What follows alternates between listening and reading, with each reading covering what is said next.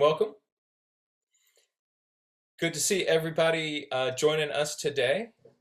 This is your Ask Jack Nature Journal Workshop. Let me bounce over to um, my gallery view so I can see everybody. Hey, look at this. Here we are.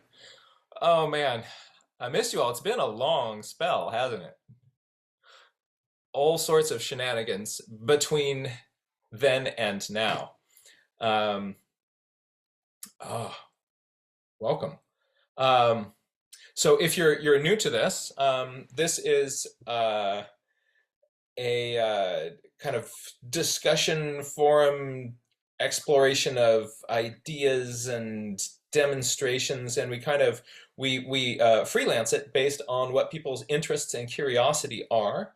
We can do anything from I could do a journal flip of my latest adventures to following up on any questions and challenges that people are having in their nature journaling, and we can troubleshoot those. Best thing to do is just to drop some of those in the chat, and as we're doing that, um, let's hear from our dear friend Evea Moore about what's going on in the nature journaling community. There are lots of ways to kind of get involved and play.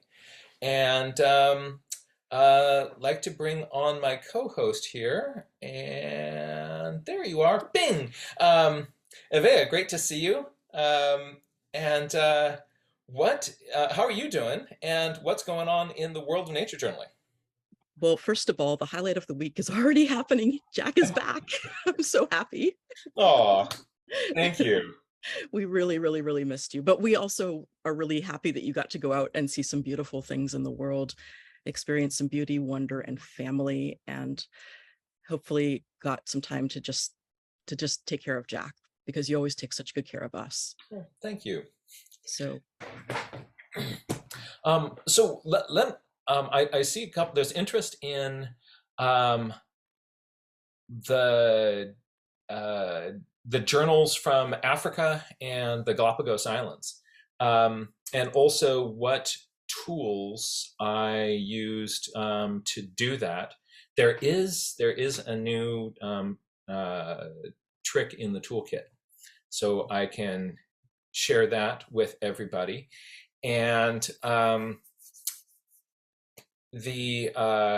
then we'll do a journal flip. So actually, let's start with the journal flip, and then you'll sort of see when I kind of get to the point where this new tool came in. Then I'll introduce it and and show you what that was. And also, this interesting. My approach to drawing birds has kind of morphed again a little bit, and so maybe I'll sort of share a little bit about what I'm doing a little bit differently now, and I'll maybe on a future workshop expand on that. Just spend the whole time kind of working on this new approach in birdness, but give you the bullet points of what I what I learned. So let me bounce over to, hold on a second, and tell it to focus and make sure my is, yes, all right. So here's the journal that I brought. So this is a Strathmore 8.5 by 11-inch gray toned paper journal. And I've been really enjoying using these because a couple of things. One is, if you're in a place where there's a lot of reflectivity, a lot of glare, then working on toned paper, you don't go snowblind looking at your journal. But the other really nice thing about it is that you can just, pull out a white pencil or white gouache, and you're not just adding color or adding darkness to it. You can add light to it. And I'll show you a number of places where I use this to my advantage. And so I really enjoyed it. You get to use white as a positive shape. So not just drawing in the dark parts, you can draw in the light parts. And then you use the gray of the toned paper as one of your values and let that show through. So let's start in start in Africa here. My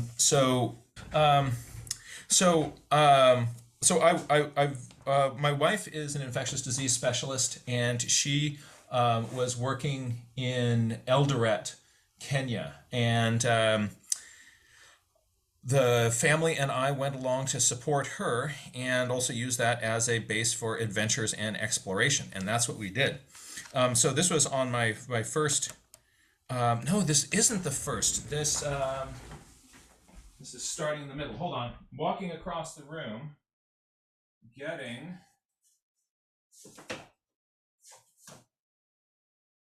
Hold on a second. We're starting in the middle there. There we go.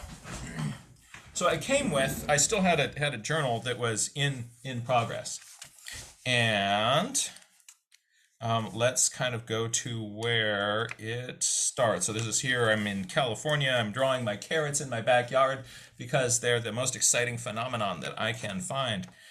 Leaves in my backyard, and then I go to Africa. So we fly into New York City, and I look up at the moon on the 11th and notice where the Sea of Crises is, this little dot right there, because a few days later, I am in at close to the same time of night. I am now in Kenya, and look at how the angle that you're seeing the moon is different here and here. So that's kind of cool. So I was excited to kind of get that.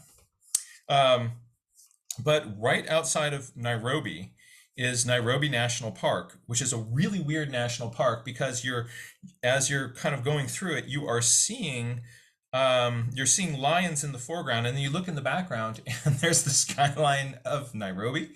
And so that's kind of interesting. But this was just driving into the park on the first day, a giant crocodile and some lions by the side of the road. And so I just made quick sketches as I was going down. And what you're seeing is I'm doing kind of laying in a very fast sketch with this was the pencil that I was using. It's a mechanical pencil, and I've got this purple lead in it. And it allows me to make this sort of light, quick sketch. I use that the same way that I use my non-photo blue pencil, but but this shows up on this document camera a little bit better. And because I've now kind of gotten used to demonstrating things and wanting to be able to show things on the document camera, even though I wasn't demoing things, I kept using this pencil. I also kind of just like that purple color. So that was my sort of on the way in. So still this is just the drive from the airport to where I'm going to be staying in the park. There are ostriches with bright pink necks. That means it's a male. Sacred ibis. And look at this thing. It flew by. So this little squiggle is a bird flying, but it's got this long trailing tail. Really fun. For some fast sketches, you'll see here and a lot of other places in the book. So here's a fast sketch with a ballpoint pen. And then I'm using a brush pen. Let me hold up a brush pen.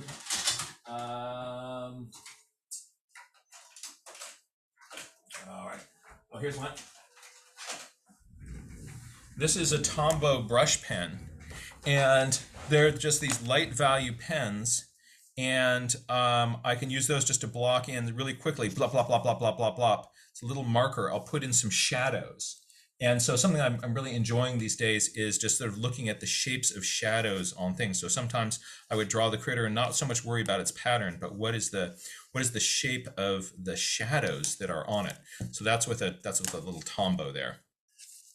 Um, I had pre-splattered some of my pages with color and pink and patterns, and then can draw on top of those. That was kind of fun to do. So I get this effect of having this interesting background along with the um, along with the um, along with the sketches that I do. So this is just, I already had a page that I'd made kind of interesting by slapping some kind of light value patches of paint on it. This is some Daniel Smith Shadow Violet that's going on here. That's why it's in some places it's kind of collecting little pools of purple and other places in red, and it kind of separates out in this interesting way. Shrikes, there's a lot of species of shrikes, and the long-tailed fiscal, which is a kind of shrike, collects in these big social groups. So it's a social shrike. That was really fun to see. Here I'm getting into some diagramming of things that I see. This was a lot of fun. There were these acacia trees that had been where the giraffes and the impalas and all the other critters were doing topiary on them. And so the critters browse those. And so if you're a giraffe and you're over here, nom nom nom nom nom, you can reach in this far. Notice there's a difference in the color of the leaves above giraffe level and below giraffe level. That was cool. I was wondering if these were more distasteful, and maybe these ones, they don't need to have some protective compounds in them. I don't know. I didn't sample the leaves in above and below. But in every place in the sort of nibble zone, it was this dark color. But look at these different shapes that the animals had trimmed these acacias to be. So this is what we call diagramming in nature journaling, where I'm not so much trying to do a landscape drawing, but here's a simplified view of these trees. And when I get them side by side by side, you can compare them and sort of see kind of relationships between things. So diagramming is a really useful strategy to have in your back pocket.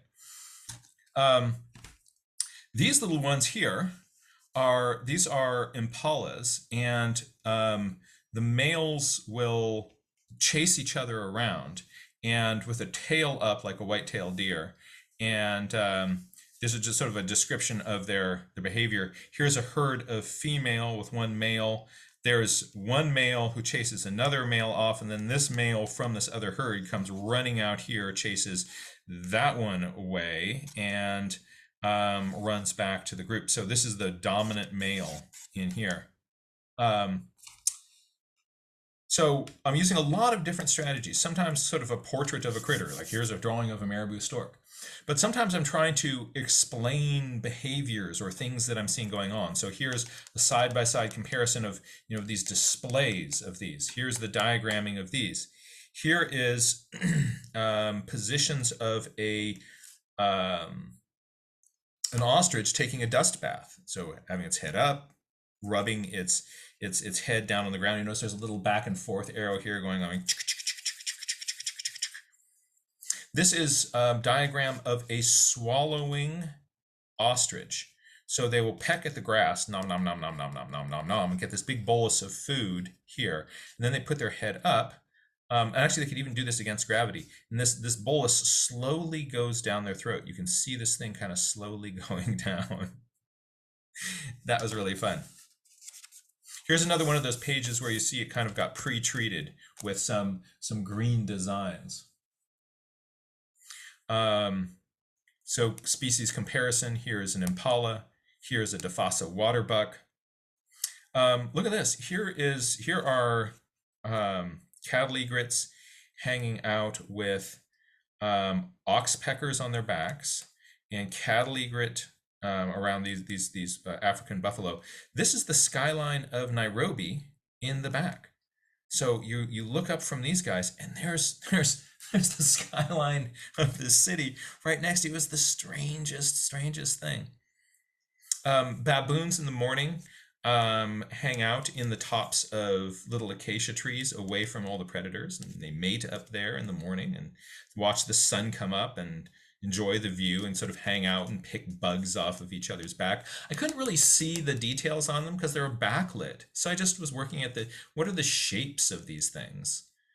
um, and don't think that, like, if you can't see part of a critter, then you don't draw that part of the critter. And like, here's a rhinoceros, and it's mostly hidden in the grass. And so here's the just the top half of a rhinoceros. What do you do when you can't see the bottom half of the rhinoceros? Well, I don't draw the bottom half of the rhinoceros. Just go with whatever I'm seeing. Um, but then sometimes this park was lousy with rhinos. It had all these rhinos in it. So these are white rhinos, or the grazing rhinoceros. And nom nom nom nom nom. They've got these big flat faces. They're like lawnmowers that are walking around. Oh, this is that Tombow brush pen. Check that out. Let's see if we can zoom down a little bit. Whip. So yeah, that's the Tombow brush pen. Isn't that cool? So I'm just looking at, I had two Tombow brush pens. One is this light gray, one was this darker gray. And I would first fill in all of the light gray part, just looking at where's the sunshine on it and where's the sunshine not on it. So just initially it was where's the sun directly hitting and where's it not hitting. And so I would draw in the line between those. And then is there an area that I'm seeing that is darker value shadow? And I would then put those in. Here's another little Tombow brush pen rhino. And so it was really fast, and it really kind of captures the form. When you do this, you kind of get this sense of like, oh, this part, there must be kind of a change in the angle of the body right in here because we're going from light to dark. There's a change in these body angles. That was, so I was enjoying using those. And look at this little rhinoceros family. They're just like one rhino this way, one rhino this way, and a little baby rhino in the middle. There's a baby rhino. Ah, that's so cute. How much fun is that?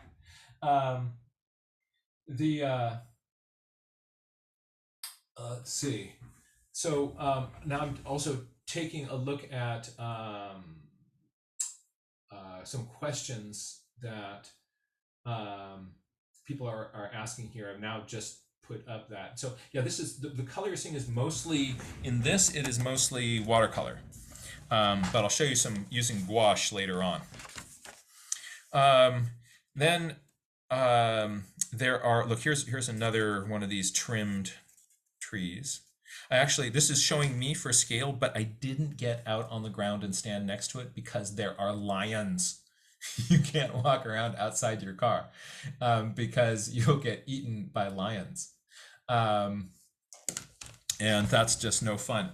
But birds, oh yeah, they got birds. They've got all these fun birds. Look at just like what's going on in the long-tailed department. This is the blue-naped mouse bird. This is a pin-tailed whydah. And they've got these long tails. Oh, I wish more birds in North America did that. It was so much fun to see these things just fly around with these banners attached to them. But what a liability. They would fly slowly. And I think it's because there's so much drag from these tails. So it makes you much more vulnerable for a bird-eating hawk or something like that. And but still, the advantage you get over the other males in breeding outweighs the disadvantage of not having this thing. So, whew. Oh, and the girls loved spoonbills. There were these spoonbills. Look at this blue bill. There's a blue bill. And more rhinos. Oh, look, here's a whole group of these jays. So with bird drawing, things like this was right outside my vehicle. So this was right outside my car. So I could look out the window and it was 5 feet away. These are further away in a distant acacia, but I can get the sense of the group. So look at just sort of the difference in the level of detail in these sketches. If birds are up and in your face and cooperative, then I'll spend more time and do a more detailed drawing. If they're further away and not so, maybe I can get the shapes, or maybe I can just get the distances between them.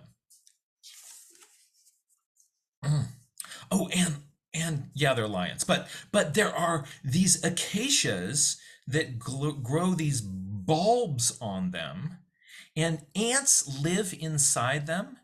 And if somebody comes and tries to nibble this, all the ants run out and they bite whoever's trying to eat it, and they protect the acacia from the herbivores. And the tree then grows these little brood chambers for the ants. So it's this wonderful mutualistic relationship. This whistling thorn acacia business is great. And then you look way across, and I saw there's a distant lion out there. I was so excited to see a distant lion. Came around to the next corner. There is a pair of lions mating in the grass right in front of me. So these ones, as the sun was setting, these I just had a chance to kind of get up close with these. But first, I thought, like, oh my gosh, there's a lion. I can see a lion. It's this distant thing. I was very, very pleased to that. And then around the next corner, there are these things right next to the road. We have a question about those whistling thorns. Yeah. Are they sort of like gulls? I don't know what stimulates it to make these. So is there something that the ant does that stimulates the plant to make the gall? Or does the plant make these on its own? I don't know. That's a great question. Each one of them had two thorns. So I think it's an enlargement of the little thorn moment here. But maybe we can get somebody to do some research on those and find out what's up with those. Definitely. And then some folks were also wondering, did you do most of this from your car as well? Yeah, so this is done from the car, because in this place, if you get out, you become part of the food chain. And so the rules of the rules of like how you kind of just go out and explore, what you do and you don't do, are totally different in this place. I'm so used to kind of like just running out and running under trees, but here you have to do everything from your car. And so notice that sometimes just in terms of sort of making lots of sketches, sometimes you'll get a sketch that sort of captures the feeling of something, and sometimes you'll get something that just kind of looks weird, and that's okay. Make lots of drawings. Not everyone is going to work, but in order to make a drawing of a lion that works, I need to make a bunch of drawings of lions that kind of end up looking a little bit funky. Like the proportions are a little bit whacked on this lion.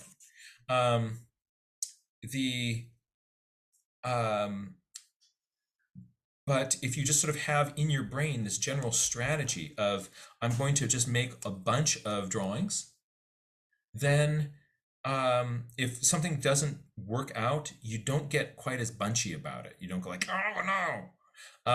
You just go on to the next one, and on to the next one, on to the next one. So part of the thing that of kind of getting a lion that works is getting lions that there will be lions where some of your lions are in the wrong place, and that's okay.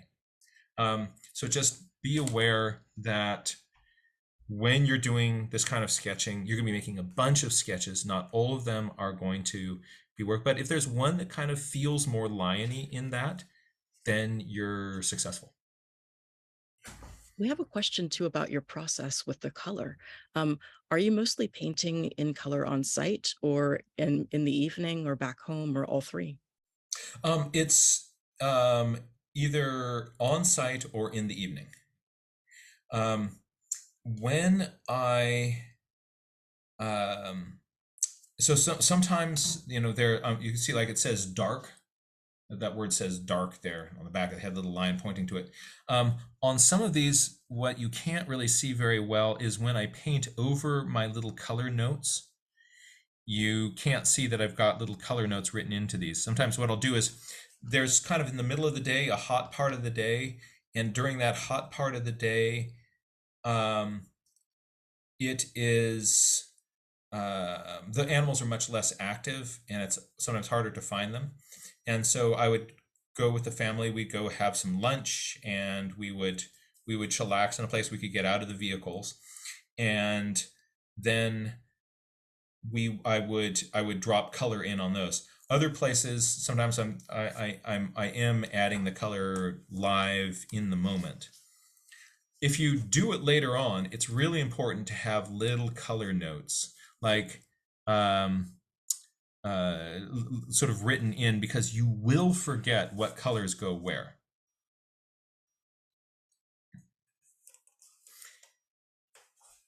This is a funky bird. This is a secretary bird. Here it is sitting on top of a giraffe sculpted acacia. Um, and I got to see those displaying to each other. And the same thing here. Sometimes you get like this sketch really kind of feels to me like the proportions. These guys sort of feel like, yeah, there's a solid secretary bird. This one is kind of funky, right? This one is kind of funky. There are parts of it that are okay. Um, but like this one had a neckectomy. Right? um, and the but give yourself permission to make lots of sketches. And the goal isn't that everything on this page be right, but as you do it, you're going to be getting more and more of a sense of the secretary bird. So my sketches sort of started up in here and kind of made their way over to here. By the time I was over on this page, a lot of these little secretary bird moments were kind of working a lot more quickly for me.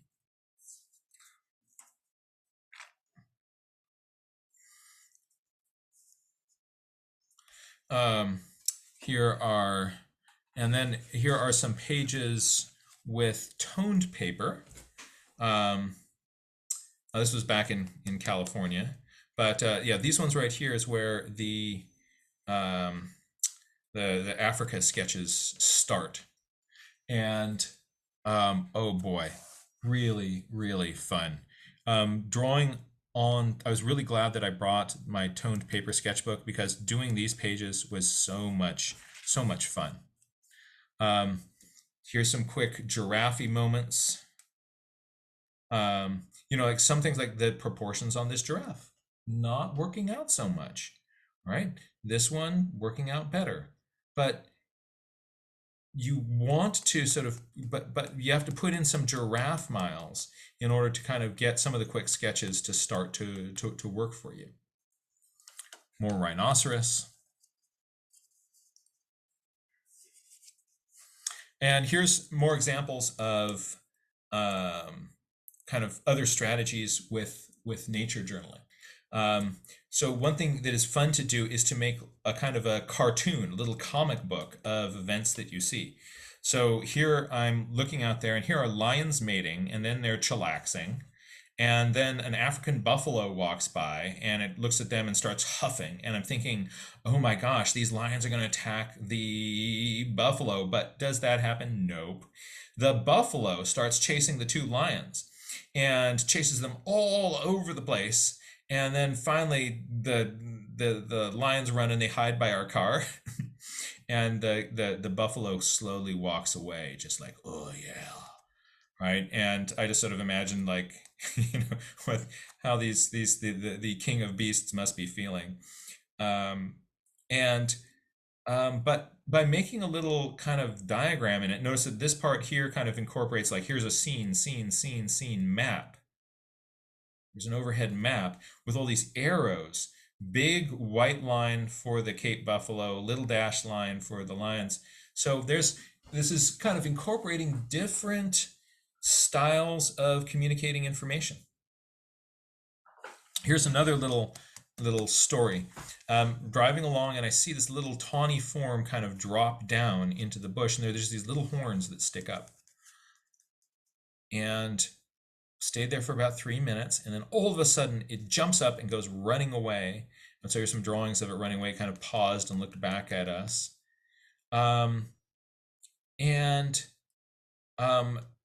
so here's a little zigzag arrow showing that it was kind of zigzagging as it ran away. Um, that's also just sort of a way. Look at how I'm sort of using arrows and sometimes zooming in to tell the story. So when you see animals doing things, it's a great idea to kind of, how can you tell that story? So it's not just, something like this just basically says rhinoceros, but sometimes you can tell more of a story. Or here's rhinoceros with all of its attendants. There are cattle egrets standing on its back and underneath it. Little ox peckers, those little birds there are ox peckers on it, and they're picking ticks and things off of the rhinoceros.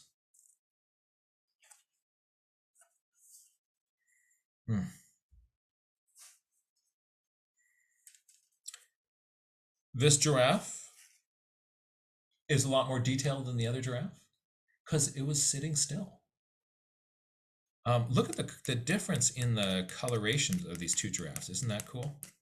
Jaws moving side to side instead of up and down. See, this lion is now working. That's feeling more lion-y to me. So this injured lion who is slowly limping along. And you can also sort of see in the background here are some of these sort of light preliminary sketches that I was putting in. And sort of those are underneath these little graphite drawings. But maybe this is where it might be good to start to kind of focus on this a little bit. So with these drawings, what I'm starting to do is I'm starting to, with my kind of sketch in pencil, I'm starting to add in a little bit more detail and structure than I have in the past. So sometimes with these preliminary drawings, I'm kind of giving myself a little bit more of a scaffolding before I kind of jump into inking and getting out my ballpoint pen. And that's what I'm going to be doing also with the sort of modified approach to drawing birds. I'm now starting to just give myself a little bit more of a structure, a little bit more of a scaffolding that really makes sense to me before I drop in my ink lines. I used to get down a very basic form and then just freelance everything. I'm now kind of was finding it helpful just to block in things a little bit more. So that is sort of an approach I'm taking with that. Also, look at how much fun it is just to add a little bit of white on a piece of toned paper. You get such a bang for that little bit of effort of getting out the little white pencil and putting that on there.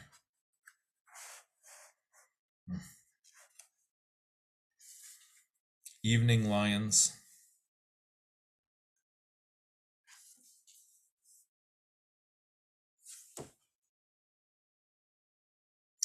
Next day, visiting a hippo pool. So here's kind of, when you're looking at hippos, you just sort of see part of the animal sticking up above the water. And this is a little landscapito with notes about what's going on. So here's a hippo on top of a steep island. Adding little written notes in here, I think makes these little sketches so much more interesting. So annotated little landscapeitos with little lines describing what's going on makes this just so much more lively. There's a little bird down here and it's an open-billed stork. You can tell it's an open-billed stork because it says open-billed stork, right?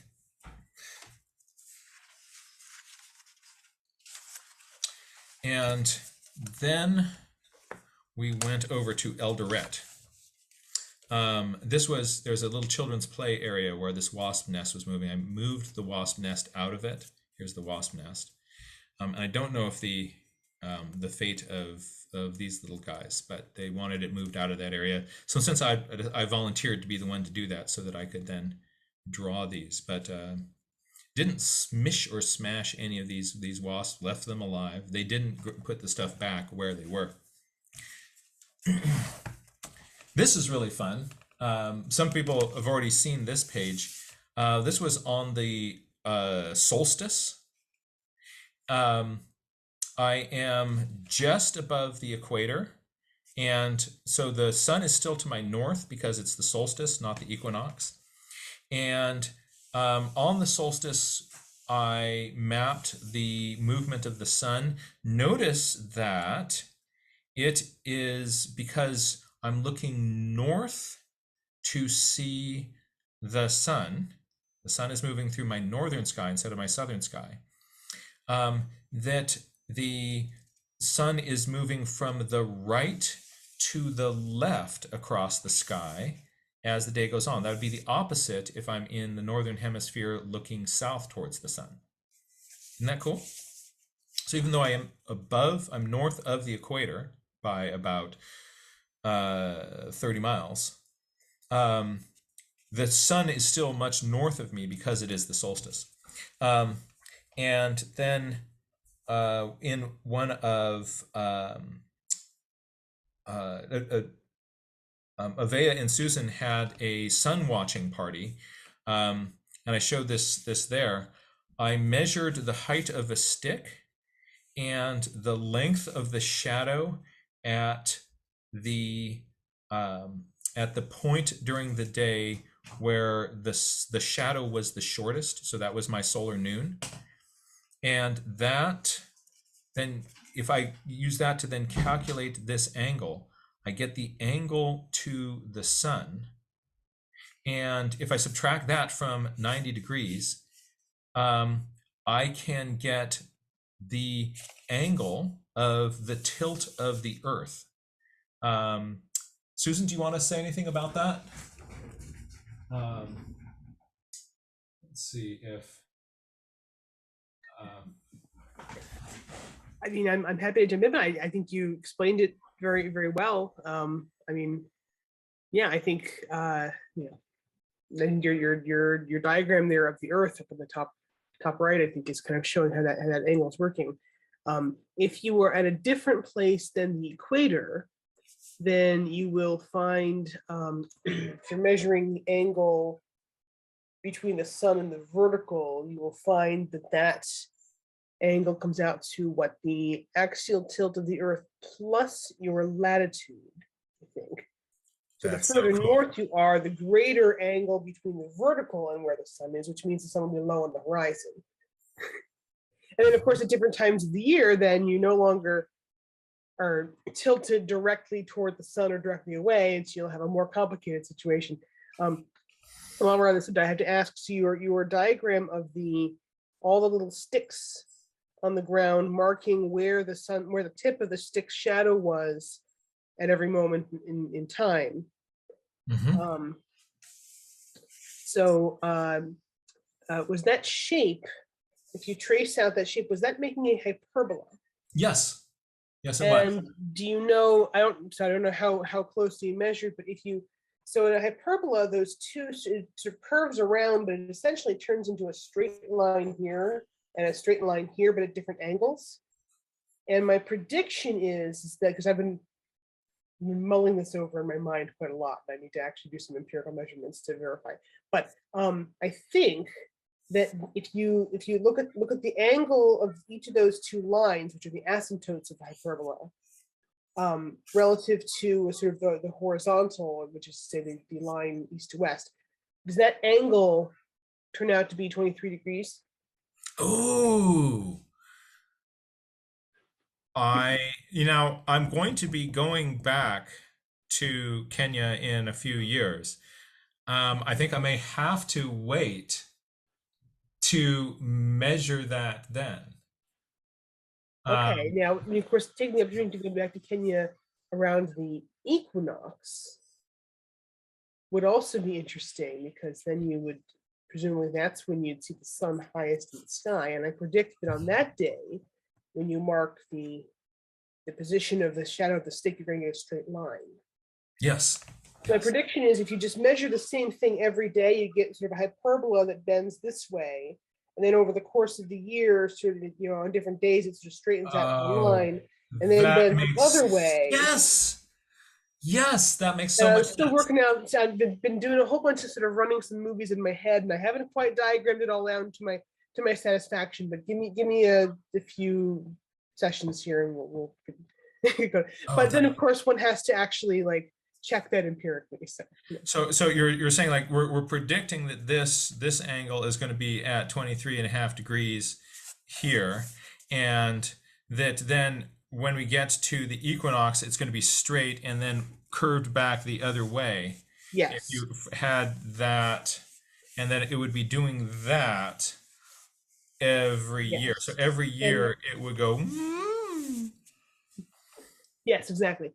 And I remember what I'm thinking. So I think that you get actually, I'm predicting that if you're at a different latitude, you're going to get a similar phenomenon, but the actual shapes are going to be a little bit different because the angles. And then if you get up to like the Arctic Circle, then you start getting real weird stuff. And then you get like parabolas and circles and ellipses and things. So, Yeah. but this is why I need to like diagram this whole thing out very clearly, and then I need to go to all these places and spend Yes. a year in each of these places. This sounds like a great plan. Oh, that sounds like so much fun. See, this is the kind of deep geeking Yeah, if out. you didn't come to the solstice party, folks, next one we'll have to have an equinox party. But, Yeah. it was great. So yeah, so what this is just sort of connecting lines that you see with shadows directly in front of you with where you are on the Earth, and it's really fun. And the kind of geeking out that we do in the solstice and equinox parties, it's just, you know, let your nerd freak flag fly, and it's a lot of fun. It is. Thank you. Thank you. This little guy over here, these are mousebirds. My daughter's nickname is Mousebird, and but they're totally cute. They do these little pull-ups. Look at this. These little birds, they do like they're in chin-up position. Like, hua, hua, hua, it's all you, it's all you. But here's the baby, like hanging up. The booty's all the way down here. The feet are up by its little chin.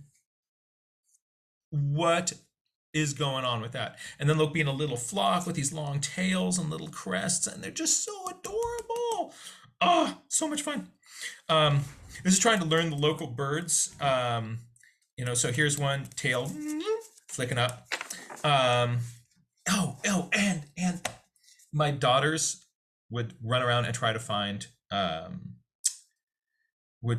chameleons. And there is Kenyan folklore that chameleons are deadly venomous and aggressive. And so everybody is afraid of them and leaves them alone or throws sticks at them. But they're totally chill little animals. And but sometimes when we'd be playing with these and they'd be kind of walking around on us, people come up and say like, "Oh no, look out, there's this beast on you." But they're just, oh my gosh, they're so much fun. Their little eyes move independently, like, and they're so slow and gentle, wonderful little beasties, and they will pose. They will hold still for you. My daughter Amelia encouraged me to add wanted annotation in my journal from a little cartoon character. So she has these little cartoon characters that she'll draw that will kind of give commentary on things on her pages. And so this is Morp. Morp is the harbor seal puppet that we brought with us. And so you'll see Morp giving thoughts and ideas about all the things which we found as we're going along. But these are all ibis. These are just common everyday birds all over the city. This is the Swahili way of saying it. And look, it's onomatopoeia because these things can actually go up and you so hear them as they fly over.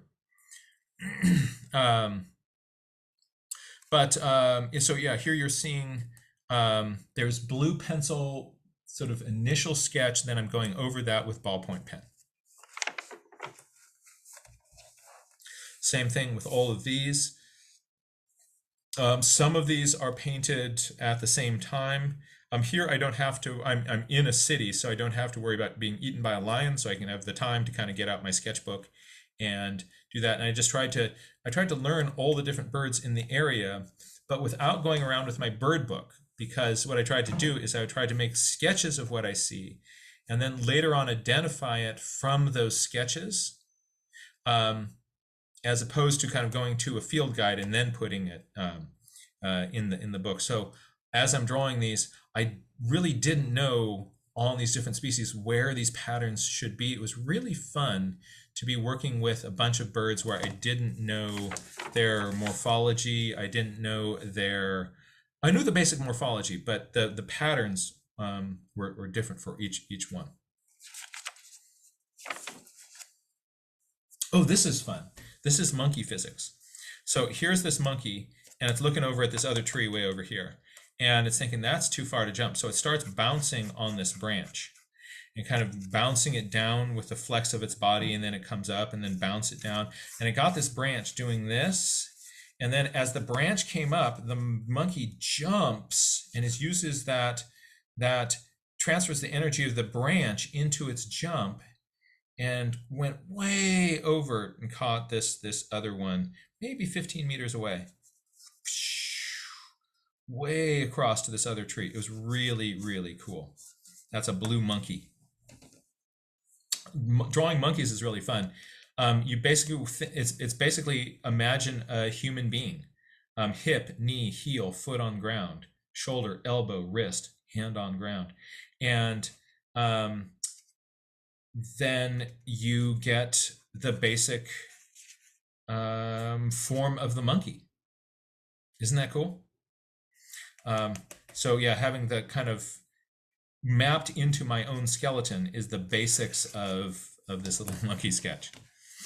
Oh, and this is fun. This little bee eater, this is a species that only occurs in this one little forest. There's a little map of it in a moment. This one forest, the only place it appears on the earth. And there are these beautiful insect-eating blue birds. Colobus monkeys.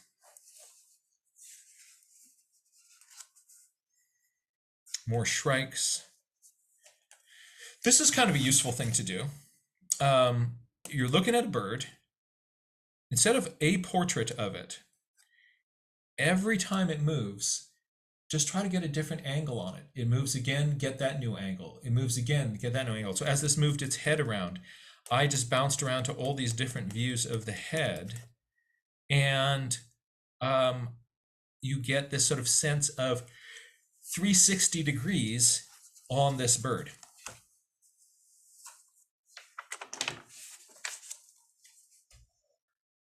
Showing movement, head bobbing, tail wagging as it walks around. These ones are called wagtails. Oh, and this is fun. Look at this. This is a strangler fig tree. So there was a tree that was growing here up to about this height a long time ago. A bird came along and pooped a strangler fig seed onto it. And the seed sent a little sprout up, and a root that penetrated into the tree started to get nutrients from it, and then other roots that started to go down, and eventually those roots from the strangler fig hit the ground. They start to pull up nutrients, and eventually they kill the host tree, but now it looks like there's this tree that is this far up in the air. It's all roots down here, and the rest of the tree starts there because that was where it came in on that other tree. Isn't that neat? That's, I mean, Yeah. Oh, there, sorry, I was going to ask you to move up just a little. That is really cool, just seeing all of those. Isn't that neat? I mean, what a crazy structure. Being in the middle of the jungle here was overwhelming in terms of trying to like, I want to do a little landscape drawing. Oh my gosh, there's like all these vines and all these trees, and I was like, what do I do? So I simplified things for myself, and I made a cross-section diagram. This is much easier for my brain to wrap around than trying to do a drawing looking out through all these different levels of, there's different levels of canopy and then distant trees and all these sorts of things. This is much easier for my head to wrap around. So see, several times I'm using this approach of cross sections to simplify how do I represent a place. Here's that bee eater again, and here's the only place in the world that it lives. Oh, that was fun to put on.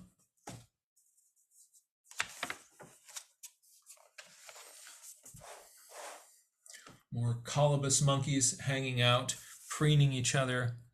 I just sat down sitting on a lawn with my two little daughters, and we're just staring up at these really cool grumpy old man face colobus monkeys that midday just chillax on these branches. Somehow they don't fall off. They've got these great pendulum tails. They'll either nap or groom each other. And then as the evening approached, they got active again and went running off. But here they were just, you can draw me. But look at that, same thing. Here's your shoulder, here's your elbow, here's your wrist. Just think of that as a human being. Here's your hip, here's your knee, here's your foot. So these are just, they're in these kind of just, person in the subway hanging out positions, right?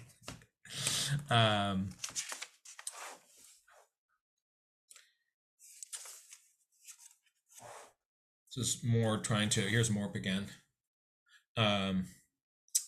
Oh, this was neat. This was a palm tree, and I noticed there were swifts that would just go whoop and disappear into the tree, and then they come swooping around, and then they zip out of the tree. And underneath this palm, you could find a few little swift nests that had fallen down. I'd never found swift nests before, but there's a kind of swift that just roosts in palm trees called palm swifts, and so that was really, really fun to see. Again, just putting yourself in for scale kind of helps you get a little bit of perspective on what's going on with the size of that tree. Oh, Jack, we have a request to go back and show the colorful dove. Oh, yes. All right. So this confession on this dove, it wasn't that bright.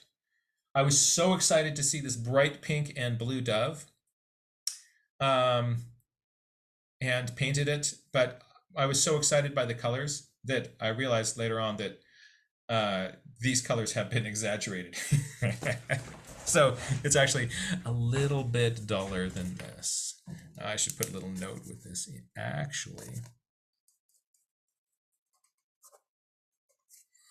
a little bit duller.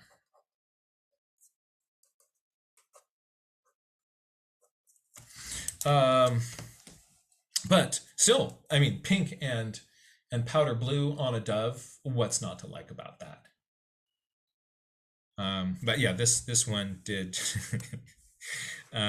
So sometimes it's just like when you're looking at a lion, you're so impressed by its head, you draw the head too big.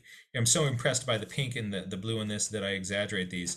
When I'm drawing a raptor, I'll often draw the beak too big because I go like, whoa, look at that cool beak. Whatever really tracks your attention, we tend to overdo it in our drawing. So that's sort of just a word of warning, that we tend to exaggerate things that we think are interesting, which I guess is okay.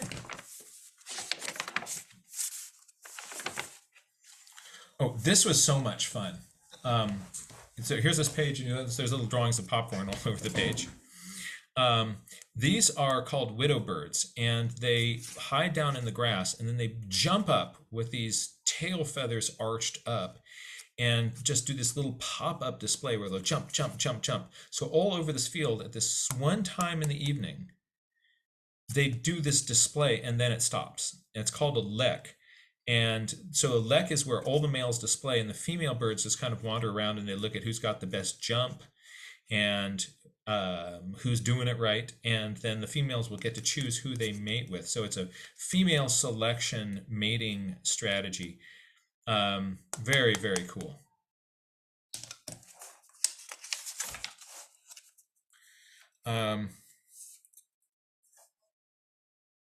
Let's see here. Evening light. Evening light, birds are kind of silhouetted, can't see the details as well, but you can see the contrast. Um, but so I'm just drawing, there's not a lot of detail in these, but we can get the shapes. Again, it's sort of just drawing whatever nature gives you. If you can see the shapes, do that. This background here is all gouache. This yellow in here, this blue in here, the light, that's gouache. So gouache is like watercolor. It's an opaque paint, and works really well on toned paper.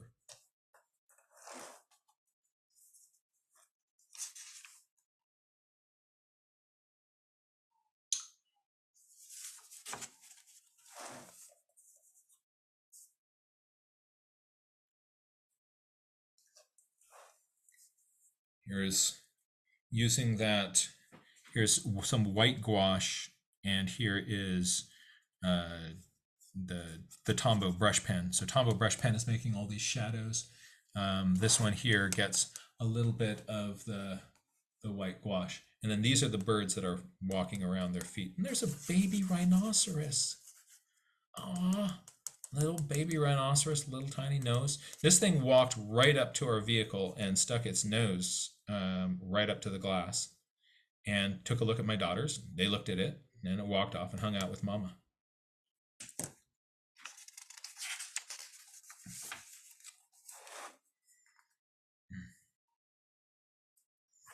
So with one bird, you can give it multiple necks, catch all those different poses that they do. This is kind of a neat behavior. The zebras will hang out in pairs, and they'll take their heads and they'll rest their heads on each other's back so that they're each looking in opposite directions. Isn't that nuts?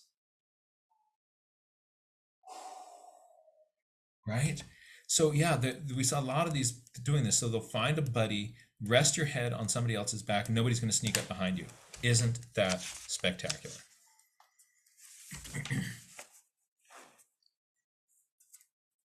Drawing this waterfall, kind of interesting approach for this. I started just by taking a white pencil and drew in some of these lines here where the waterfall is, and then with pen built the waterfall up around that, and then put a little bit darker paint right next to the waterfall, and that popped it out. But it was useful to initially just sort of say, like, look, you've got a here's my waterfall. Oh, this is fun. This is hyrax, close relative of elephants, and they're this big. But you look at their lineage and what they have genetic similarity to. It's elephants. Wow. Oh, this is also fun. These little birds here were diving into holes in a little cliff. So I made a little cut bank view here just to show that these birds were kind of coming in and out here. I like these little block diagrams. They can be really useful just to sort of show something like this.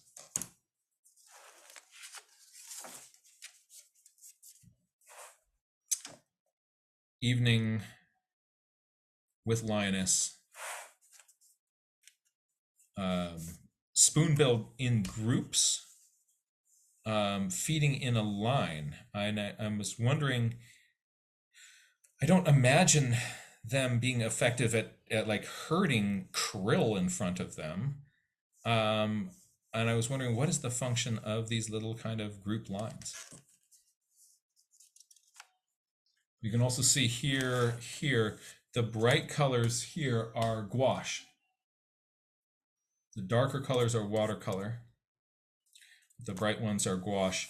And it really does a nice job on toned paper. Let's look at that. Yeah, so this back here is a wash of gouache purple fading to here. Then I took gouache orange and faded it up this way. and got this sort of nice blend. In the places where the sunlight is hitting, I'm putting a little bit of white gouache on top of that, and then letting some of the color of the paper show through to be the shadows on these spoonbills.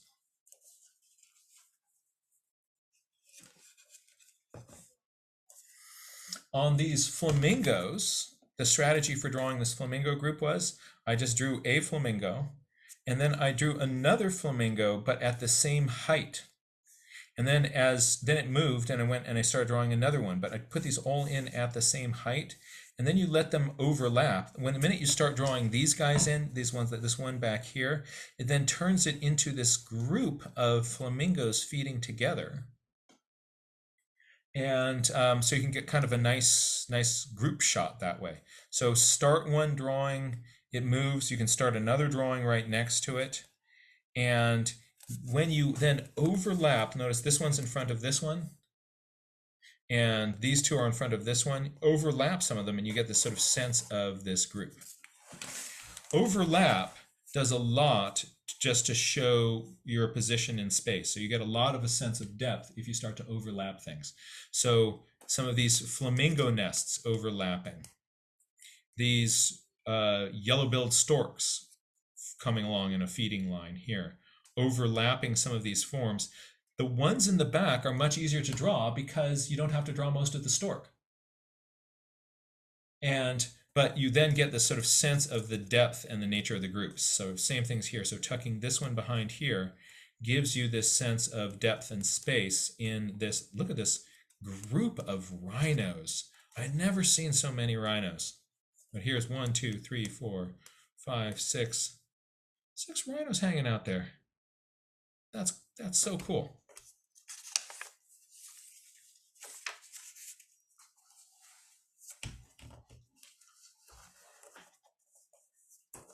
Walters, this one's for you.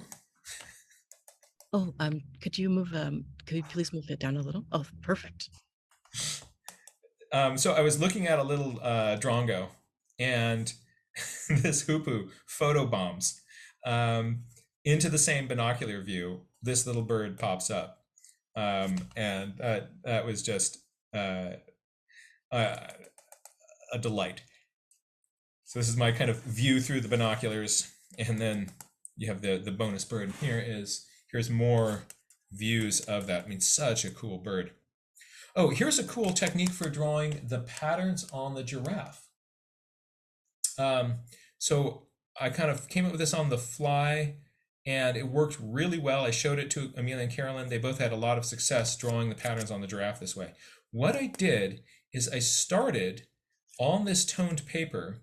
I got out, after I drew my sketch of the beastie, I drew the white lines in with a white Prismacolor pencil, and then put a wash of brown on top of that, and the white works as a resist. So let me just do a little demo here, just because this is worth a show and tell, right?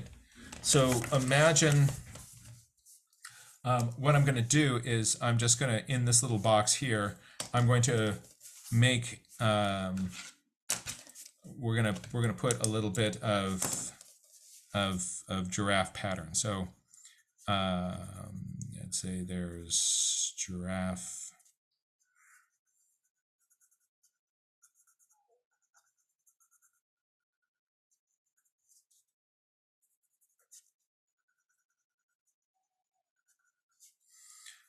All right, so you've kind of drawn in whatever your pattern is going to be, right? Now, look at this, so easy, right? I'm going to take some watercolor, and look at this. What? Ha, right? And then what if we can just, while it's still damp, I'm going to make the center of it a little bit darker.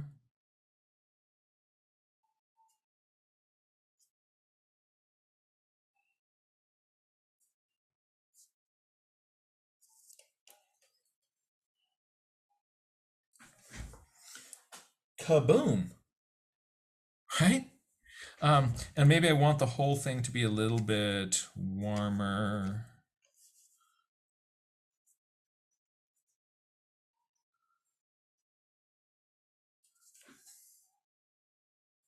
So isn't that a great way to get fast giraffe stripy effects? So like in here in the face, I just made a whole bunch of littler spaces, made them bigger on the neck, came down here, smaller on the legs, and then put a brown wash over the whole thing, darkened a few of those spots, and kaboom. That's my new secret.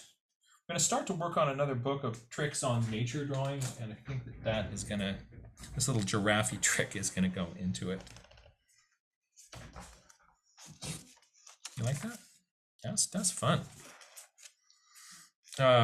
Here's a diagram of a weaver finch nest.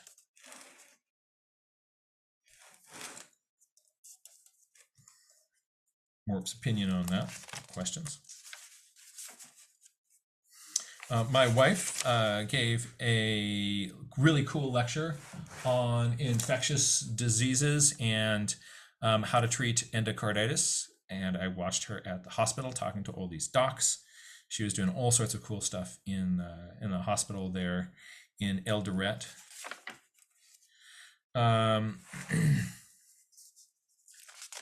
This waterfall started with white pencil on toned paper. I drew in what the water was doing and then worked the dark rocks around its edge. And got that. So that one started with coming in and saying like, look, I've got water and it comes down here and it hits that rock and then it flattens out and it cascades down there and then comes down, oh, and look, it does that, and then there's another part like that, and then that, like, so it started off just, you know, with kind of drawing in the waterfall. So this waterfall is this waterfall. And then it continues on down here. And this little moment over here is this strangler fig right here. So this is a detail of this little moment here. We sat on this rock, had some snacks, played here, and didn't fall down this. But these strangler figs make all these really cool shapes. They just do. I mean, look at what this thing is doing. It's just got all of these little prop roots coming in and sitting on top of this other rock. Ah, love it. And finally, as we were heading out of Africa, on the airplane, there's a little box or the little screen in front of you that shows you your route, and it also shows you your elevation and the outside air temperature. So what I did is I made a graph as we were, or actually recorded as we're going on, as we're going up and then down. So coming up out of Nairobi to cruising altitude and then landing in JFK, what the altitude is and the outside air temperature. So altitude in meters and air temperature in degrees C. So, and then graphed those on here. And then what I want to do is I'm going to see if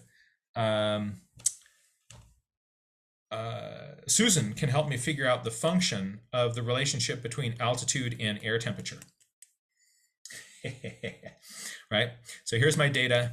Here's my graph. Now I want to sort of have her help me kind of take what is the next step? How do you kind of abstract that to a formula showing the relationship between air temperature and altitude? But this just sort of shows you like there's fun things to do wherever you are, even if you're, you know, you could look at the in-flight movie, or you could make a graph of air temperature and altitude as you go. So that was the Africa experience. It was really, really fun. I learned a lot of cool things and came up with some neat approaches to journaling things. The next step is to head to the Galapagos Islands, and we're going to save that for our next time. But I hope that you got some had some fun looking through this and got some ideas for your own nature journal. And the next time we will meet, I'll kind of take you through the experience in of exploring the Galapagos, and a special bonus of what to do in your nature journal when you test positive for COVID on your second day in the Galapagos Islands. So that was my Africa adventure. I hope that that was as fun. Let me change cameras here. I think you're muted now. Ah, there we go. So that was my Africa experience. Really had a wonderful time nature journaling, and I'm now really, really good friends with toned paper journals. Yeah, Susan says, thank goodness for vaccines. Absolutely. Yeah, so the spoiler alert is I got COVID on the Ecuador trip, had to drop out of the Galapagos tour, and spent half the time sitting in a hotel room. But I'll share that full experience and how to nature journal the phenomenon that you're experiencing, and then how to make the most of that. Well, maybe next Ask Jack, I can show you the Galapagos journals, but there's really, really fun stuff there. So let's throw this open to discussion. If anybody's got cool things to share or questions about the Africa experience, we can do that.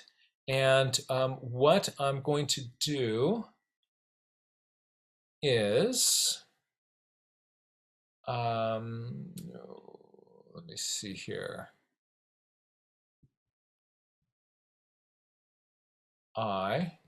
There we go. Let's start off with Sarah. So you can use the raise hand function, and we will bring you in. Sarah, it is, whoops, I think we both got you there. So Sarah, would you use the raise hand function one more time? There we go. And there we are. Hi there. Hi, welcome home. I just want to share that the last couple of nights I have been going through the Oh My Gosh episodes. Oh, my internet just cut out. I've just been going through the Oh My Gosh because I've been so curious about your toned journal on your trip. So I was just going gaga over your tone journal just now, so thank you. And it really made sense because I've just watched those sessions and now I've got this little shopping list of gouache. That was so much fun. And I don't know if you saw my comment in the chat that I've been envious of your trip because there's so many different neat species that you're seeing in Africa. I've never been there, and it makes me realize I need to go out in my local area and look at it as if I've never been there before. What would I notice? What kinds of things that I kind of take for granted every day and can really notice? So that's my takeaway. Thank you.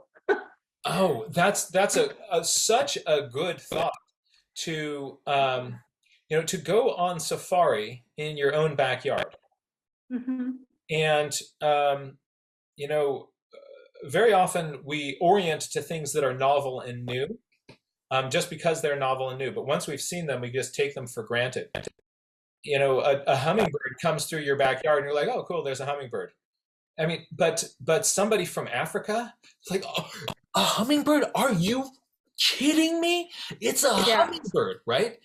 And how to kind of deeply geek out on those things. There's this wonderful not Mary Oliver, but Rachel Carson quote where she asks us about, how, closely would you look at something around you if it was the first time that you've seen it, and to what if you bring that level of attention to it, or what if this was the last time that you would ever see this? That's a good one too. Yeah.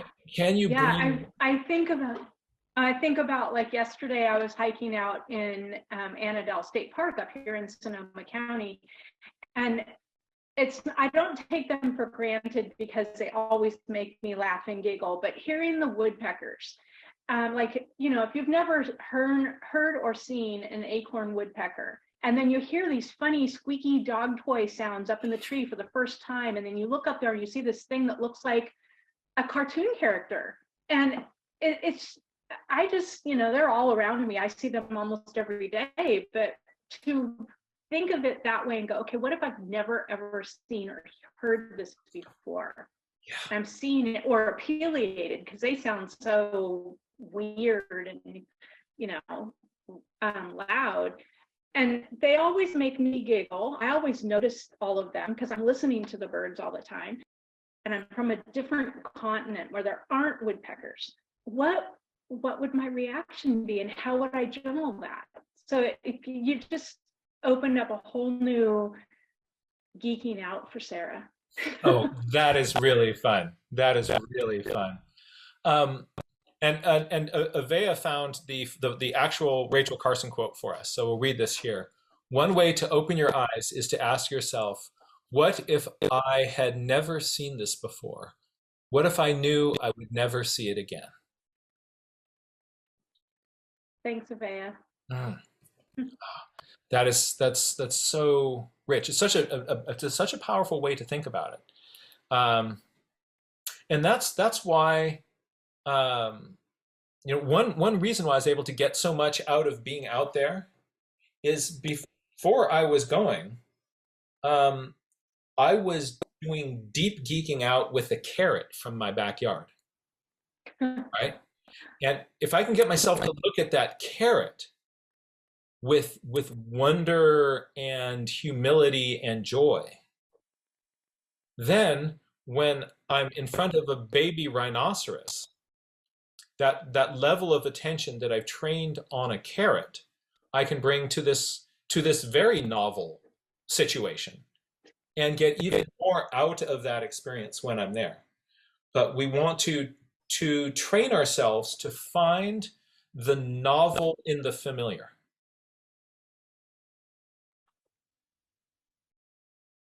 And that is so much at the heart of this process, right? Find the novel in the familiar. And kind of an interesting corollary to that is that then when you are in front of the novel experience, can you find, it reminds me of, can we find the familiar in the novel as well? Mm-hmm. And so we kind of take we want to make the most out of this experience with something we've seen before, and then when we're seeing something different, how do we kind of wrap our heart and our head around that? I love your idea, and I think that's actually, let's make that a challenge for everybody, to go out and to go on a backyard safari or a refrigerator safari, take or a houseplant safari, and take some phenomenon that you think you knew and take it to the next level. That's great. Thank you, Sarah. Oh, you're welcome. Thank you for sharing your journal. No, that was fun. And maybe next Tuesday, we'll jump into the Galapagos journals. I'll show you the COVID files. And the and what I was able to do when I was in isolation, and then when I came, well, I'll tell you, when I came out of isolation, everything just looked so rich, so wonderful around me. I would just like look at this little warbler and just kind of go like, I've seen this yellow warbler before, but now I was out of, I was so kind of hungry for sensory input. I'd been in a motel room. One window looked out on a palm tree. Yes, I journaled about that palm tree. Um, the um, but then when I came out of that quarantine, just everything around me, like it was brighter. It was brighter, and it just sort of made me think also about. We'll maybe talk more about this next time, but about just how grateful I was to be alive, how grateful I was for the science that made my vaccine, how grateful I was for to have the opportunity to go be in the presence of all these phenomena. And we have that, how grateful I am to just be able to breathe. And can we carry that gratitude into our nature journaling experiences? I think that I don't want to lose that sense of gratitude just for those little things. Just realizing like how bright this world can be. I love your idea and I love your challenge. Thank you, Sarah. Thanks. Um, I'm now bouncing over to the gallery view. Does anybody else have any comments, thoughts, or ideas that they wanted to share? You can just wave at me from your screen and I'll bring you on, or use the raise hand function. Let's bring up Susan. Hey there, Susan. Great to see you. I saw that you put a little comment in that'd be fun to do something on kind of diagrams and kind of comics, simplifying things into diagrams. Yeah, once because I always have the trouble that no matter how much I try to tell myself to simplify, I always end up wanting to add more detail and then getting frustrated when that ends up being detrimental to the overall information I'm trying to give. So that's something I'm really trying to practice, is like, when to have a lot of detail, when to have very low detail, just to, and sort of how to get the impression across that I want with really detail.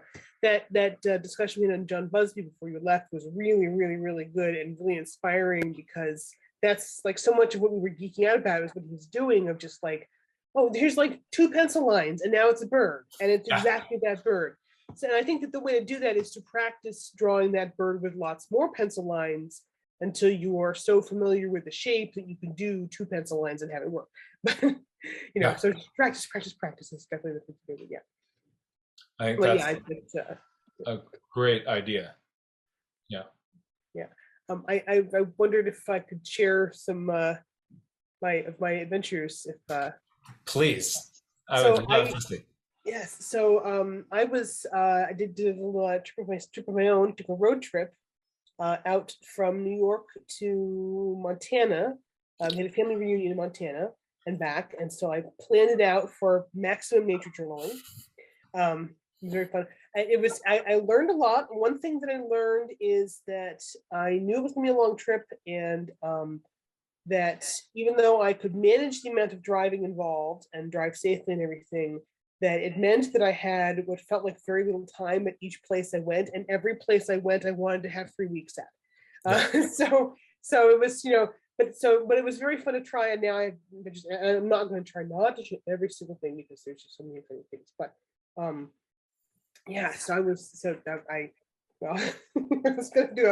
to do a map of it. And I haven't quite finished the map of the trip, but I did finish painting every Great Lake with the water from that Great Lake. So that was fun. Oh, that is And brilliant. trying to get some of the color that I saw in each lake at the time that I was there. And it was very interesting because I realized, you know, seeing them from different directions. And if you're looking sort of north at the lake versus south at the lake at different times of day, or, you know, or whatever, that they look very, very different colors, even though they're all very.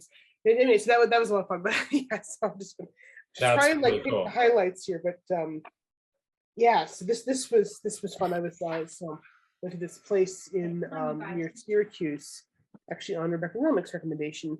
Cool weird plant here. Ooh. But yeah, and it was it's this preserve where there's this like this kettle lake carved by a glacier, and the whole area is kind of this like interesting topography all in the limestone, and it's got these cracks and fissures and things, kind of like another preserve that I've been to that I think I've shared on here before. But these, in this area, there were areas of the trail where the trail was just bare limestone with a few little plants and things growing, and all these cracks and things. And in some of these areas, you could see there was a definite direction to the cracks. Oh, interesting. And I got really interested in that. And this is the trouble is that I had 2 hours and I was being eaten alive by mosquitoes. So it was sort of like, Yeah. let's see how much we can figure out and also get back to the car. But yeah, so I had a lot of fun trying to depict that and like look at what direction. I did not think to measure the direction of the cracks until I was like at the end of the trail and was like, wait a minute, I should figure out the direction. And so I did not keep track of whether all of those cracks are going in that direction, but I need to go back. This one's actually close enough to go back there. But I, looking at the map and everything, I realized that the direction that I got, at least for these ones here, is more or less the same direction as what I saw in the visitor center, the direction that the glacier flowed Oh, down this interesting. valley. So I don't really know. From what I've read, this limestone karst topography is formed. Well, you get the limestone, and then it's formed by acidified rain, like eating away at the limestone and causing all these fissures and things. Is what I've read. Mm-hmm. But what I haven't read is like, why are the cracks all going in the same direction? What sorts of cracks? Is it caused by, you know, like natural weaknesses or splits or something in the rock? I don't know. So I was sort of speculating and thinking, well, it could be one of these sort of uplift kind of situations where you have horizontal layers, but then they get uplifted and then that gets worn away. Mm-hmm. But everywhere that I could see, you could see like vertical sides where you could see that the layers were all, what cracks there were in the limestone seemed to be like all horizontal, those layers. So I don't know if it was that, but I had sort of speculation. What I was noticing is that there were little sort of lens-shaped holes, and also some just little scrapes and things in some areas. And so I started speculating that maybe the scrapes are actually caused by the glacier. Mm-hmm. You know, because you get those like striations and things from the glacier, and that maybe that might account for why all these cracks are going in this direction here, is that they sort of get widened in sort of that direction and eventually kind of join up and everything. Yep. So Yep. I don't know. And then also there could be like ice, you know, freezing in there and expanding them that way. So I don't know. It's very interesting to find out. But now I want to go back there. I want to see if all the cracks in other parts of there go the same direction. I really love that you are thinking about, you know, what could possibly cause that, and that's also part of what you diagram is your ideas about what might be making something happen.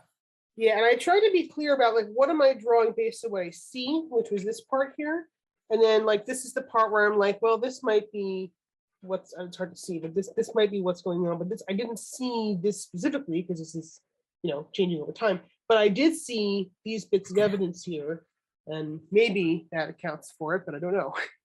That's cool. So yeah, but anyway, so I was I'll try not to again this I can take over, but this was fun. And I was staying with some friends on Lake Ontario, and it's really fun. I was trying to practice my landscapey does.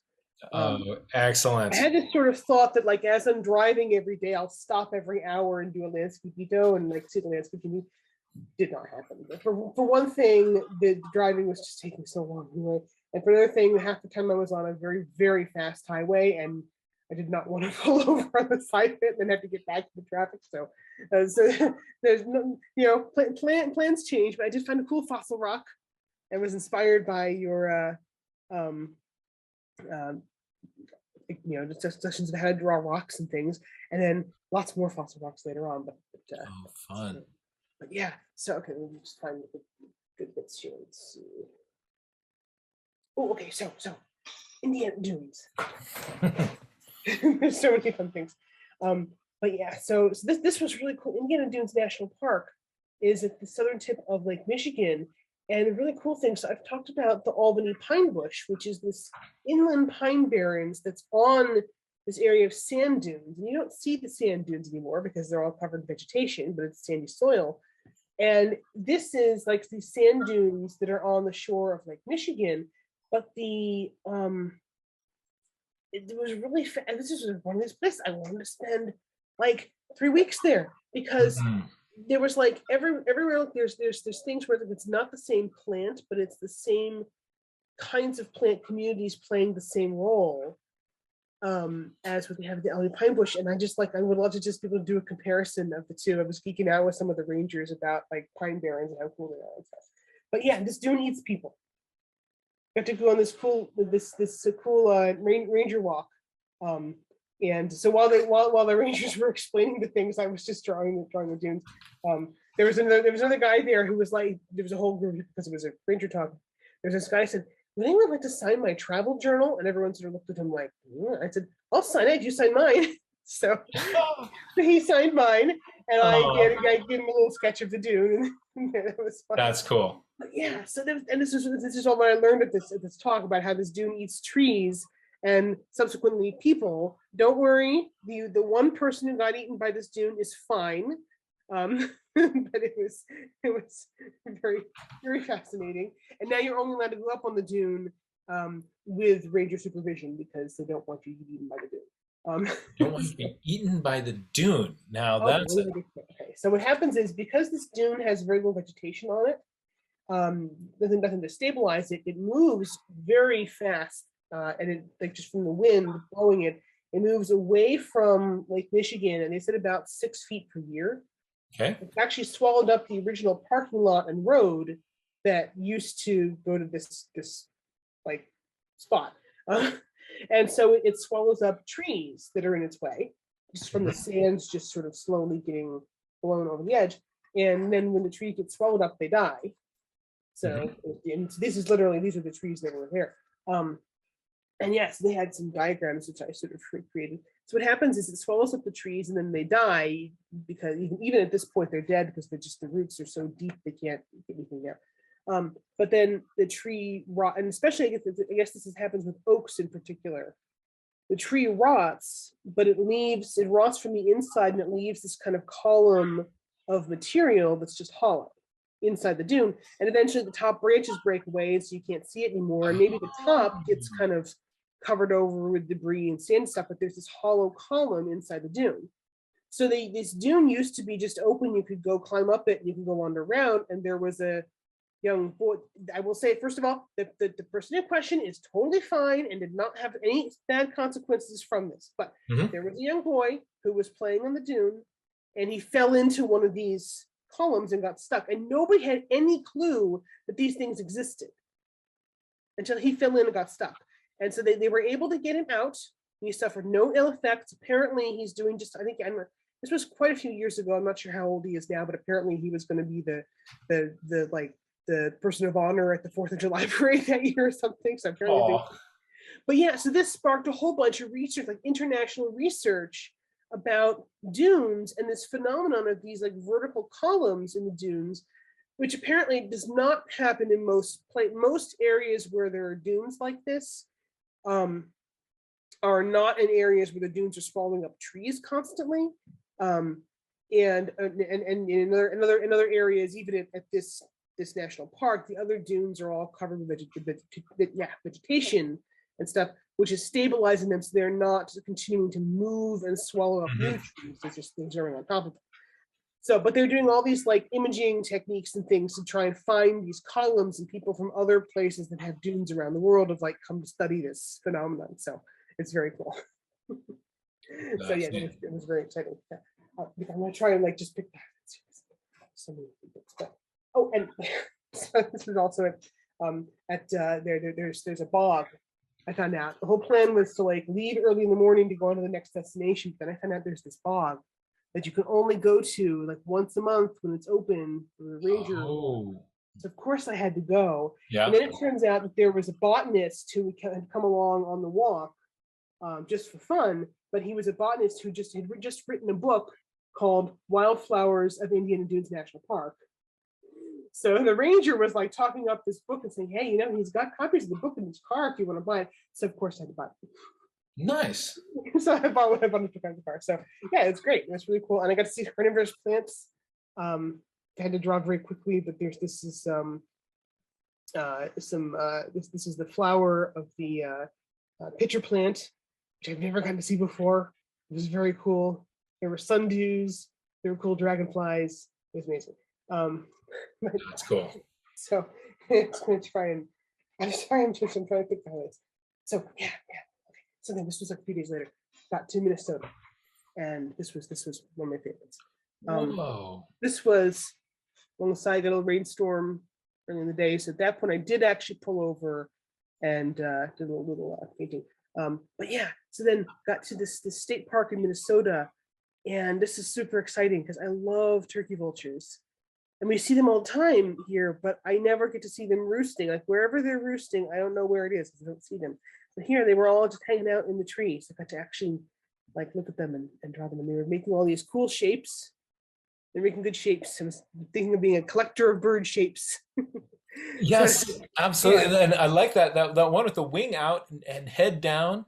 Yeah, it was sort of heart shaped. Yeah, and then they make all these good heart shapes and things. Yeah, so and every time I look down to draw something, I look back up, there'd be another turkey vulture there. I was like, what are they looking for? So yeah, they were very cool. First time I've gotten to actually like get a sort of close look at them. Oh, that's really fun. Yeah. And so then also this was, it got super hot while I was at the state park, and I brought like as much water as I could possibly carry. And there were so many. This was like the first like proper bit of prairie. This is an area. I mean, I was driving through the prairies, but it's all farmland. It's not prairie anymore. You know, I mean, it's like there's just corn everywhere you look, which is lovely. But you know, like so this state park is they've either restored or they have preserved a bit of I think it's actually preserved original tall grass prairie. And so there's some like very cool plants in there. I learned about all kinds of cool plants. And unfortunately, it came down to like in the amount of water that I had left, how much could I draw? And I opted for the bison. So this is where I was thinking of channeling Ray Bonto here, inspired by Ray Bonto. I'm going to just do a whole bunch of different drawings, let them overlap, and then fill in whichever ones I can fill in. Oh, eventually, cool. it will help still long enough for me to actually add some color. And like you say about not showing what you can't see, the grass was very tall, and most of the time I couldn't even see this much of them. But occasionally I couldn't get the feet at all. They kept rolling over, and I kept trying to sketch that, but then it was so fast I could hardly. Those are such magnificent critters. Oh, they were, yes, a little stinky, but you gotta love them. But yeah, and I just love how just like this huge head, this huge body, little tiny butt. Yes. Yeah. Like, those are some crazy proportions. I know, they're so crazy. Yeah, so I like so. Yeah, and then I just this was so I got on. This was the very my favorite, my tied for favorite, but I got to Badlands National Park in South Dakota. Oh, amazing! So I was trying to get a little sketch here at the entrance, and you could see the hills there. So this is this area. This is apparently what I learned is this is the original Badlands, and it's this area where there's just these bluffs, there's rock formations of like sandstone and mudstone stuff. It's all these layers of pink and white, and it's just incredibly colorful.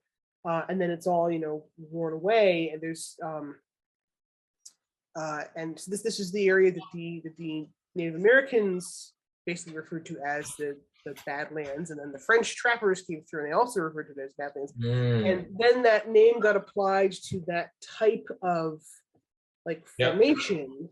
And so now there are other Badlands around the world that are called that because it's the same kind of formation, but this is the Badlands.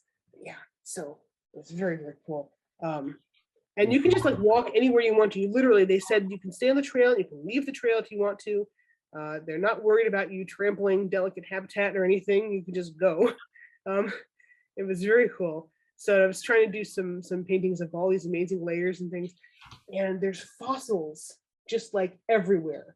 Like practically every day somebody finds a fossil. It was really interesting. They were like the messaging that they were putting out for what to do if you find a fossil, because they're really, really, really pushing this because they obviously want people to do this. But if you find a fossil, you do not pick it up, you leave it where it is, you take a picture of it, you make note of landmarks and anything else you can do, you report it to the visitor center. You don't pick it up and bring it to the visitor center and say, hey, look what I found, because then they don't know where it was found and they can't find out if there's more of it or anything like that. So yeah, and in the visitor center, they have a fossil prep lab and you can watch them actually like working on the fossils. So I thought, let's practice our stippling here and try sketching some of the fossils they're looking on. And this one, I was just wondering what that was a fossil of. Yeah, so this one is from an Archaeotherium, which is a very large pig-like omnivore, they say. This one is from a hyenodon vertebrae.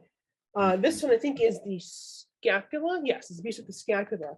And this is actually really cool because this one, a few months ago, somebody discovered this fossil just right smack in the middle of a trail that's very easy to get to. But when you get there, you realize you can see how quickly the erosion happens and how quickly layers come off.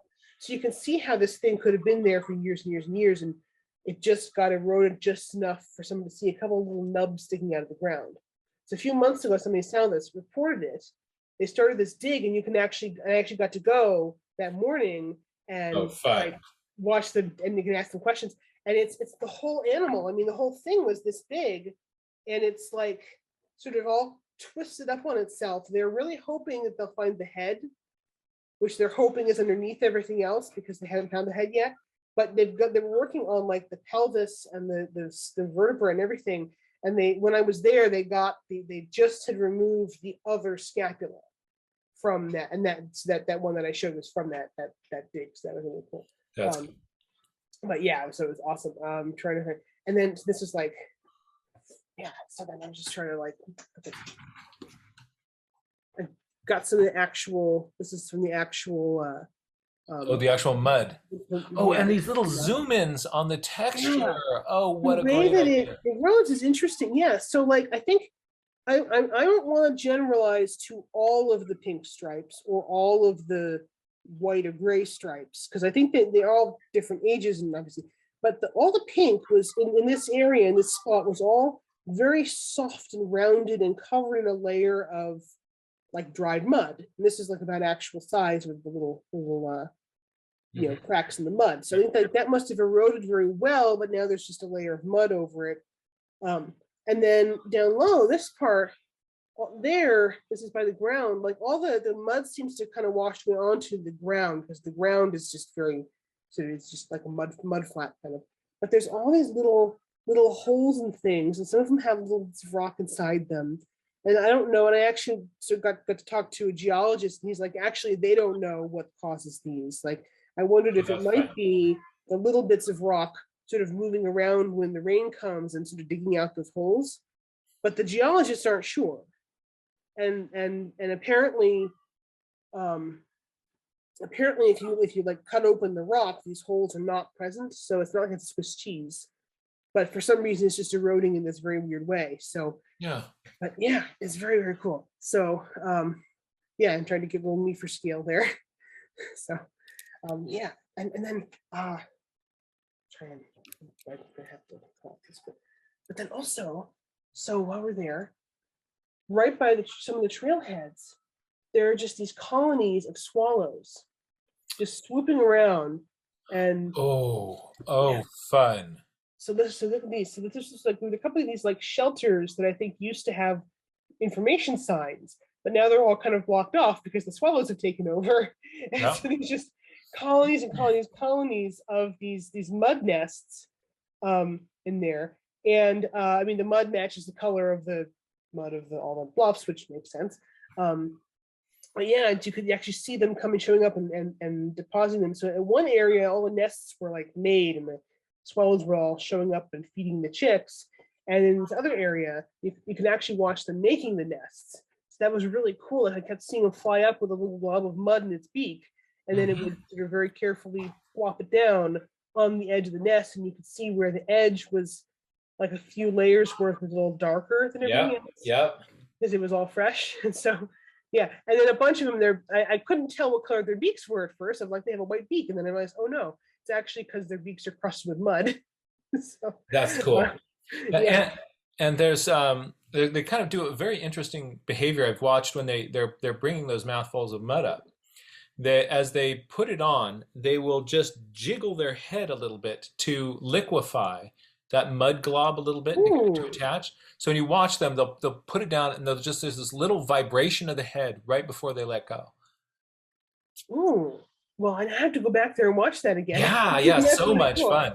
Yeah. And everybody check out just stay liquid long enough. It's so dry there. How does it stay liquid long enough to get down there? But obviously it stays dark for a while. Yeah. And I was doing your trick here. Let's label all the colors and then So folks, look at all the different ways that you can explore this site, whether you're looking at the bird or the nest itself, or the construction of the nests, or the relationship of the nests to each other. There's this is I think a great example of not getting tunnel vision with a phenomenon, and really kind of branching out and exploring it from a lot of different angles. That's cool to see. That was really fun. Yeah. So, and there was also another swallow of some different sort that I saw for like a brief moment, and all I could tell was its tail was different. So I had to take one. And I think I tried to get the sound in too. They sound like dolphins. I can't even do it, but it's really cool noise. But yeah, so, one more because this is good.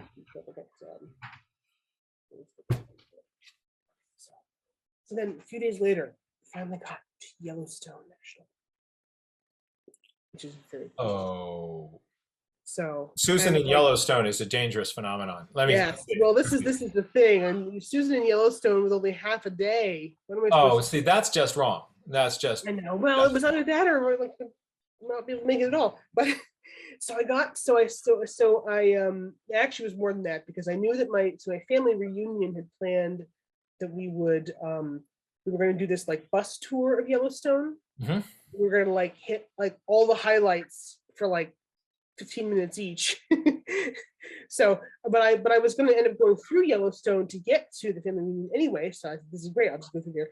So I went to a different place in Yellowstone than what was planned for the bus tour. So I got to go to the Grand Canyon of the Yellowstone. And by the way, you may have heard that they had closed the park briefly because the Yellowstone River flooded and washed out a bunch of roads and things. By the time I got there, they actually had reopened most of it, and so it was very busy, but less busy than before. But this was really fun. So I actually got to look out at the Grand Canyon of the Yellowstone it's pretty early in the morning before everybody showed up. And then while I was sitting here doing this, then all of a sudden I had all these people looking over my shoulder. Yeah. But I had a lot of fun. My method for this, I was like, I want to actually like do like really detailed painting. My method when I got there was like, oh, that's right. It's really complicated. Now's the time to panic. So I panicked and I'm like, okay, I'm just going to like put some water on the paper and we're going to wet the play paper and we're going to start slapping some colors on and we're going to not care how it comes out. And I do find that if I can convince myself to not care how it comes out, that's when it usually comes out in a way that I like. That's fun. But yeah, so I was having a lot of fun with that. The water was drying so fast. I was trying to get just like a clean like wash across here, and it was drying so quickly that I ended up with all these lines. So I sort of very quickly just sort of put in some little tree shapes just so they wouldn't be too long. So the really fun thing. So while I was there working on this, a couple of park rangers showed up because they were like, going to go and talk to the crowd and answer questions and stuff. And so this park ranger sees me doing this. He starts talking to me. He says, "Now, do you know about Thomas Moran?" And I said, "Yes, he's one of the Hudson River School painters. I love that." So I actually don't know that much about Thomas Moran in particular, but the Hudson River School painters are like very cool. And of course, they started off at least very local to me. You've probably seen all these ones I by love Moran's rocks. Bierstadt, right?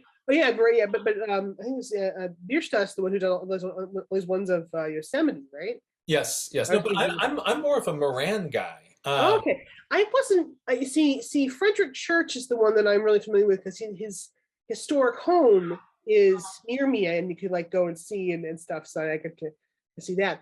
But yeah, so I had not realized that Thomas Moran was part of an expedition to explore the Yellowstone and do paintings and things along with a photographer back in the 1800s.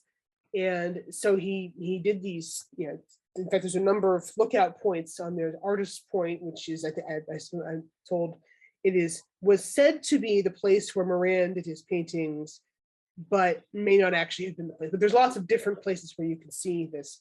But anyway, yeah. So he did all these sketches and things of this, and then he painted this enormous. I mean, the Hudson River School painters, like, they didn't mess around. This was like, let's have a giant canvas and do this painting of the Grand Canyon of the Yellowstone, and that was shown like to Congress along with the photographs and things, and really did a lot to convince Congress that this place needed to be protected and was influential in making this the first national park, because like people had no way to, from descriptions, there's no way you could understand like how colorful and how beautiful this place is. So yeah, anyway, so I had known of Thomas Moran. I didn't know how his connection to Yellowstone. So that was really cool, and it was really exciting. So I actually, at the visitor center, they have a replica of that painting. The original painting apparently is in the Smithsonian, so I'm told. So I need to go to the Smithsonian and go check it out. But I did get a picture of myself in front of the painting. But yeah, so that was fun. And then also just doing some very little some things. But, that is so cool. I was having a lot of fun. I'm going to just I'll try and end it there because I could go on for hours now. We want to see the other ones. Maybe next time we all tune in, just show us more of these adventures. Sure. Let me. I'm going to share just part of a little Moran sketch here. And he does these really cool things with. He does these rocks where he'll have the shape of the rock and then the shape of the light that is hitting reflective surfaces on that rock. And I think these are just so cool. And they've just got such, just with this one hit of, I think that's gouache on toned paper, you get this just so much carved into that rock. And let me see if I can just sort of see some other Moran sketches.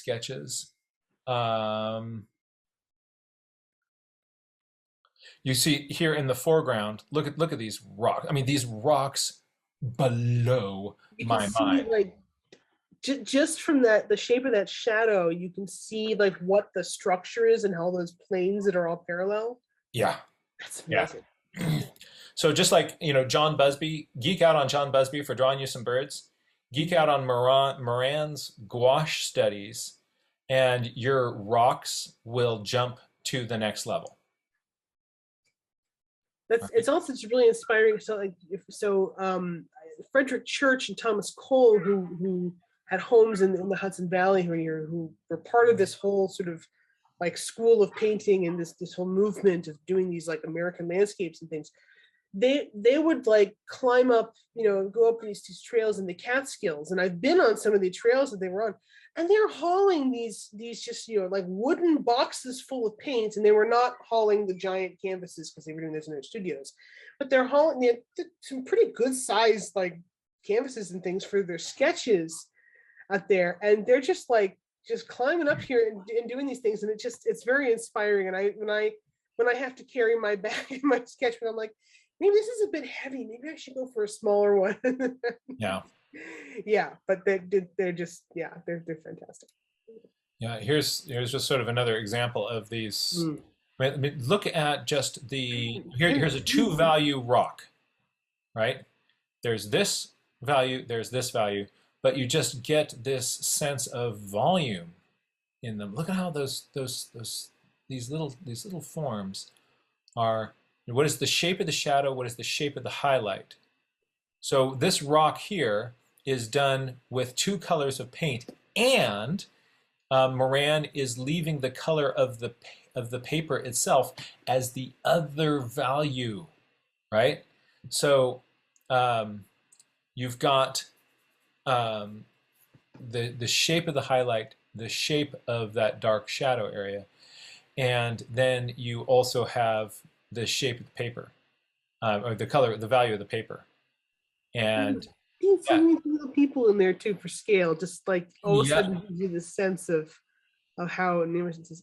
Well, I've never seen his sketches. This is really fantastic. I'm gonna have to geek out on this a lot. No, Moran's finished paintings are amazing, but I think that Moran's sketches are for me the things that just make me gasp and pull out and deserve the real deep dive of geeking out. Well, this is actually, it's interesting because I was reading up on some of the Hudson River School painters just last night actually, and I was, so one of my favorites is Sanford R. Gifford, who did this one painting that stops me in my tracks every time I see it. It's amazing.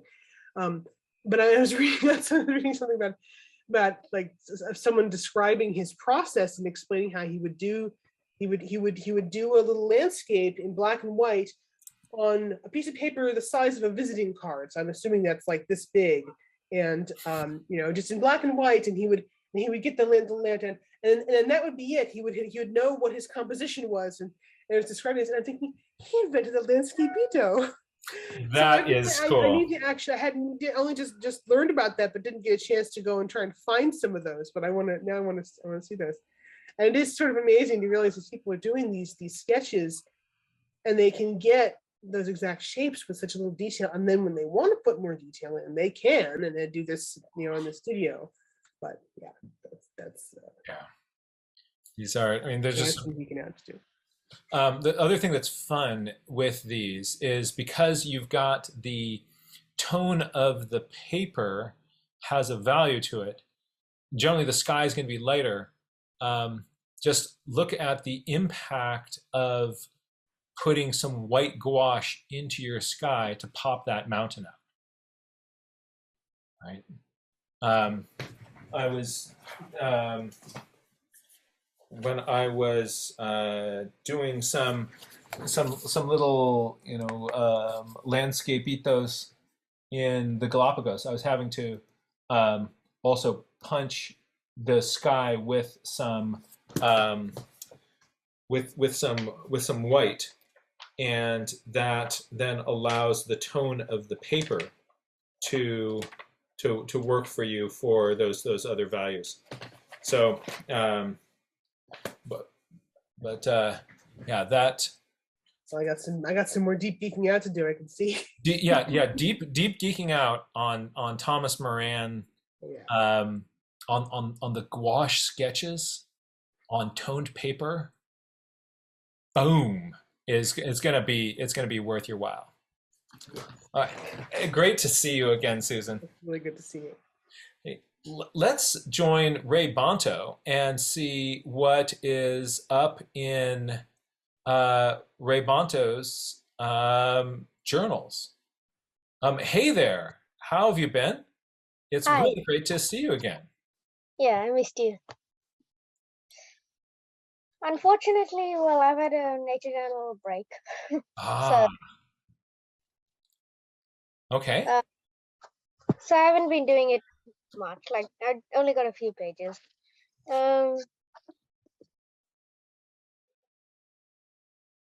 So, see, it's all over the place.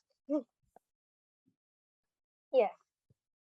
So, right after you went, me and my dad went to the Natural History Museum, and so there's Dippy the Dipper, Diplodocus. I mean, Oh, cool.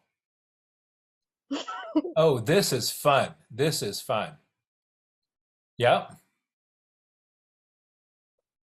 yeah, and I found out that this bit was actually his nostrils and not these.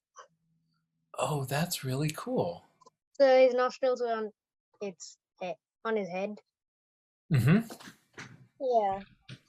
So that was fun.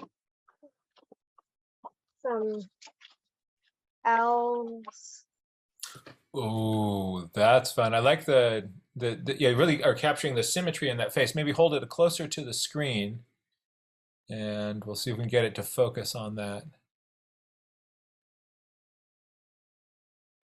Oh, oh, that's cool.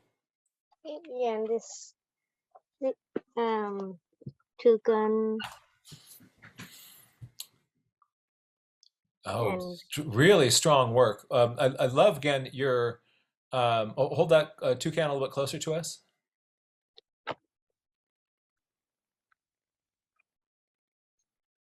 Yeah, I love this variable pencil work where sometimes the lines are thin, sometimes multiple lines sort of helping define edges um, and shapes.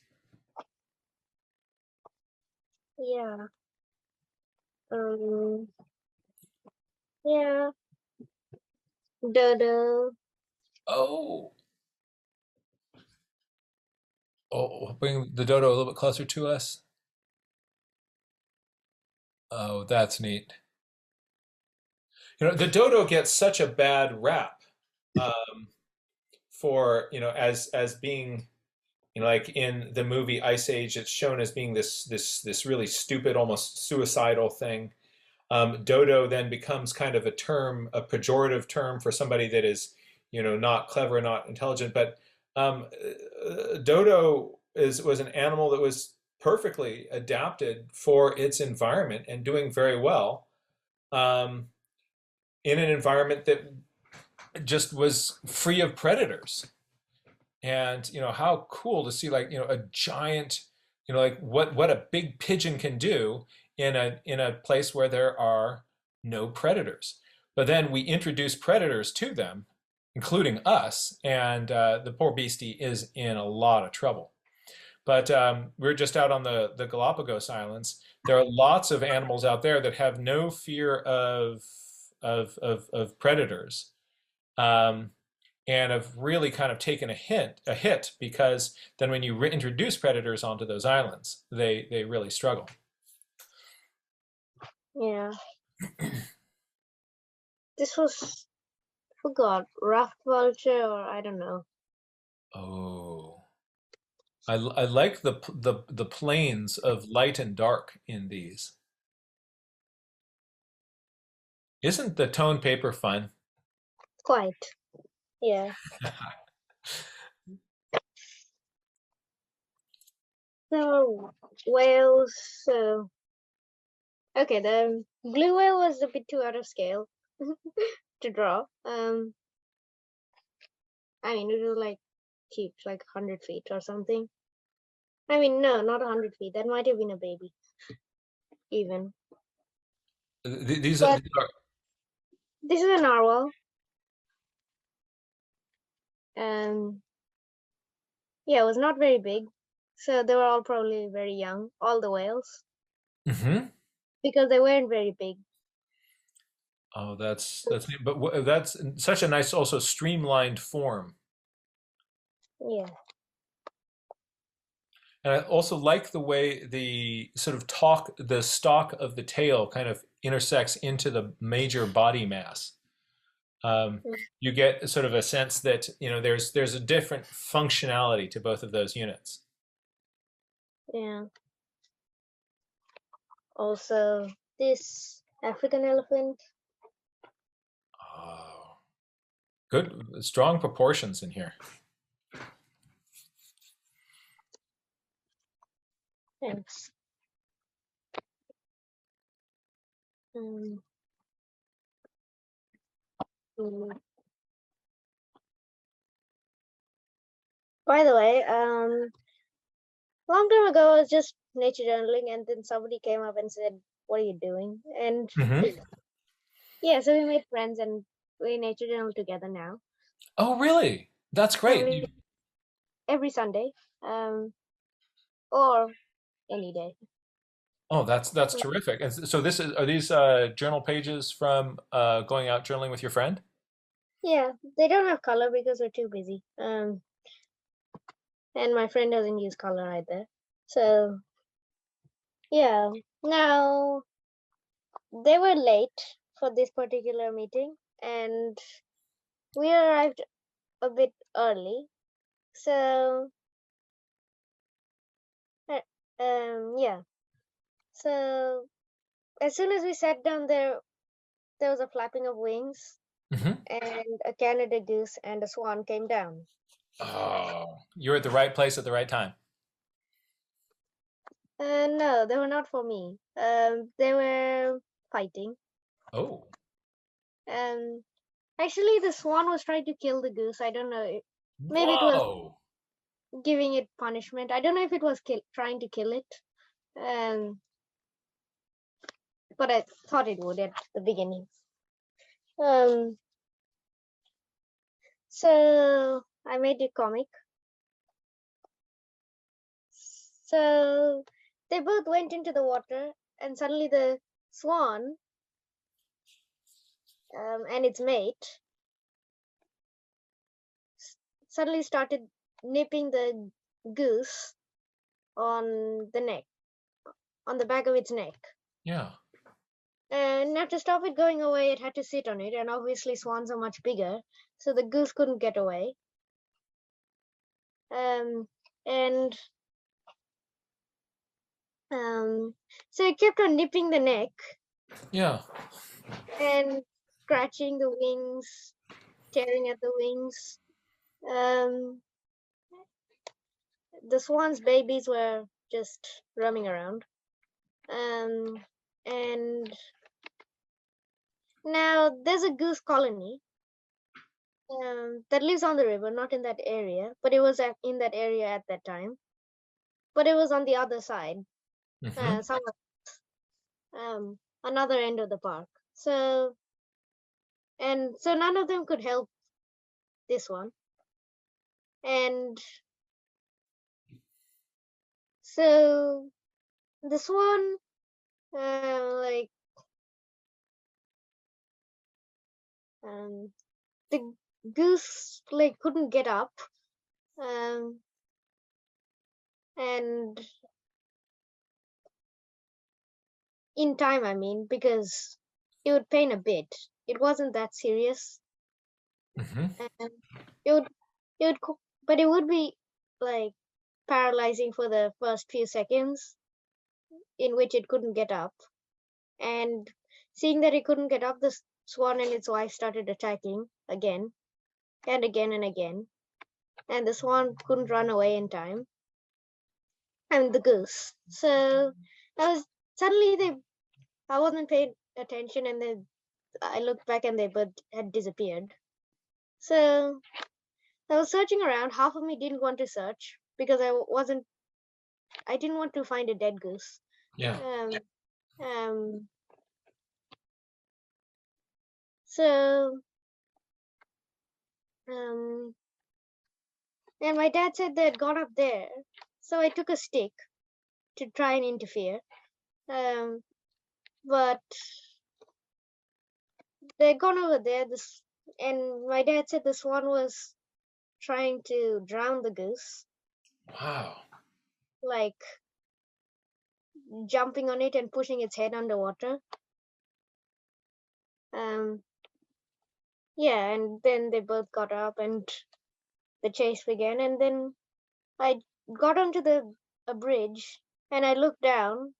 There's this island full, not meant for humans, but just for wildlife that can cross the river. There was this small island in the middle, and on the bank of it, I saw the swan standing on top of the goose with its foot on the goose's head, and the head was underwater, and the goose was making no movement. Oh So my goodness. I thought it was dead, Yeah. as we all expected. The swan would kill the goose. But just then I saw my friend and his sister coming. So I ran out to greet them. I would have shouted from there, but I wasn't very sure if it was them. But it was. So I ran back to refill my mechanical pencil. And then when I came back to show them the goose, both the swan and the goose had disappeared. Hmm. Now, when I was watching, there was this other boy who had seen the whole thing. And so we were just chatting for a bit when I went to fetch my friend. So when I came back, they were both gone. So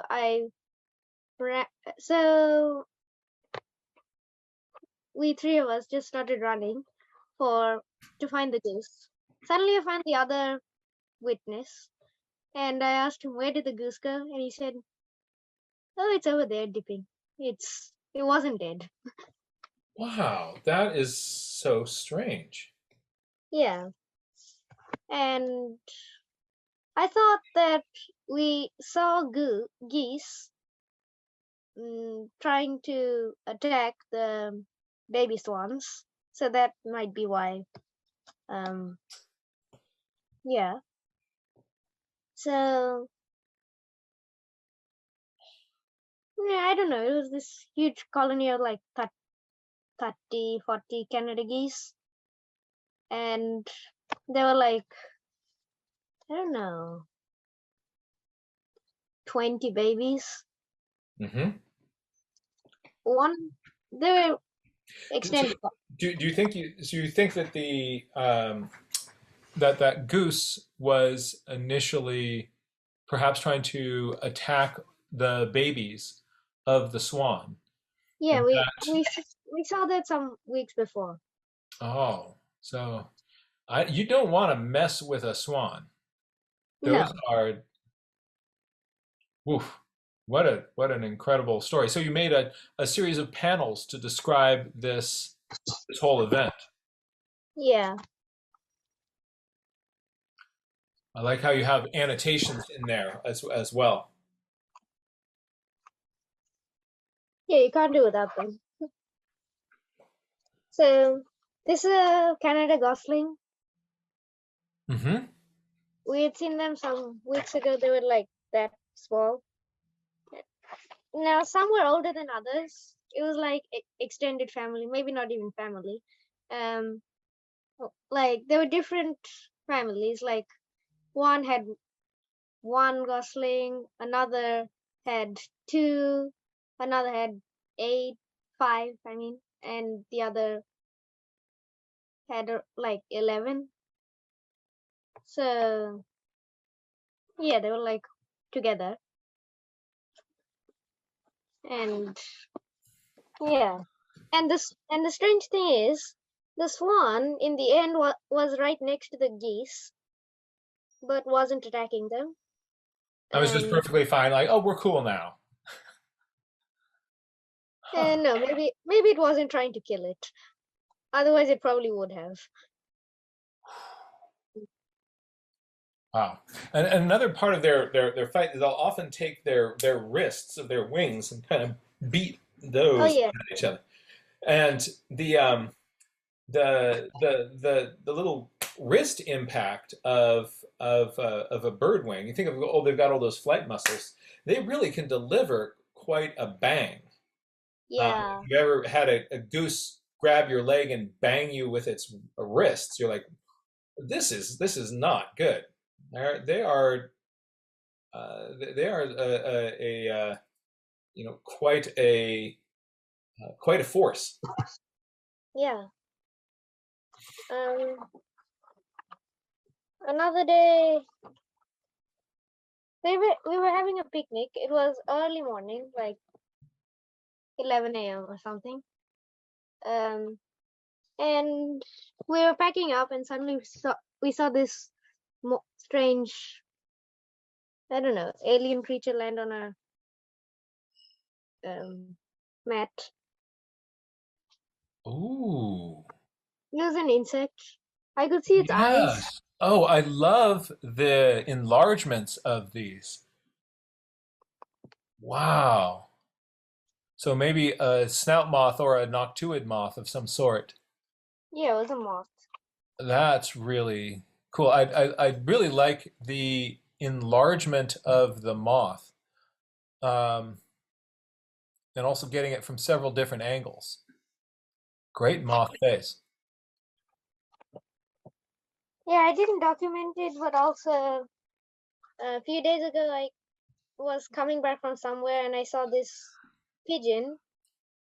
Now, we live right next to a cafe and there's a drain, and whenever the cafe isn't open, the drain is dry and it doesn't flow. Hmm. Now, on the bottom in the alley, there's like, there's a long pipe coming from the roof and it ends in this draining thing. And in that, the cafe wasn't open. It was like Saturday, where it probably closes early. So, and we saw a pigeon just sitting there inside the straining thing. Hmm. And we were like, why would it sit there? And then we saw that its tail feathers were, half of its tail feathers were gone, and its wing was sort of damaged. One of its wings. So it was there for a few hours, and then we went out in the evening, and it was gone. So I don't know what to say. Maybe it found that it could fly. Maybe a cat took it away or something. Yeah, interesting. Yeah, I the did it have any features that you'd be able to identify that individual if you saw it again, other than it's missing some feathers? Yeah. I mean, its tail was like halved. So did it have, Yeah. was it like missing half of its feathers, or half of it had all the feathers, but part of those feathers were missing? No. It was like half of the tail feathers were gone. Not a fraction of the feathers. Hmm. Yeah, and the wing was sort of damaged. Hmm. Another What had happened possibility to it? is that a long time before, not too long ago, I saw a pigeon with some plastic stuck to it. It might have been this. It had shaken its plastic off, but it got, some feathers got torn away. Maybe. That's possible. Yeah, there's just so much plastic in the environment. It's interesting, when I was in Rwanda, something that they have really worked on is throughout the entire country having less plastic in the country. You can't even bring a plastic bag into the country. So at customs, you're going through Yeah. customs, they're like, this is a plastic bag. Mm-mm, not bringing that into Rwanda. This makes me think, like, wouldn't it be wonderful worldwide we could really pull back on our use of our plastic. We just reach for the plastic solution so often. Although I do Yeah. like them in some things. Yeah. Yeah, they're doing that here as well. In some supermarkets, in all of them, either they use like strap bags, but like you need to pay for them, Mm-hmm. or they use plastic bags and you need to pay 10 pence. Hmm. Yeah. Wow.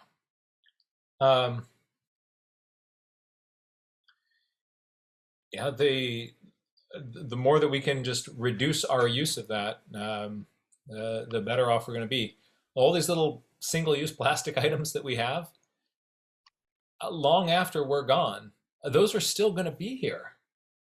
Isn't that crazy to think that these disposable little pieces of plastic that that we're using every day, they have a lifespan that is longer than the user.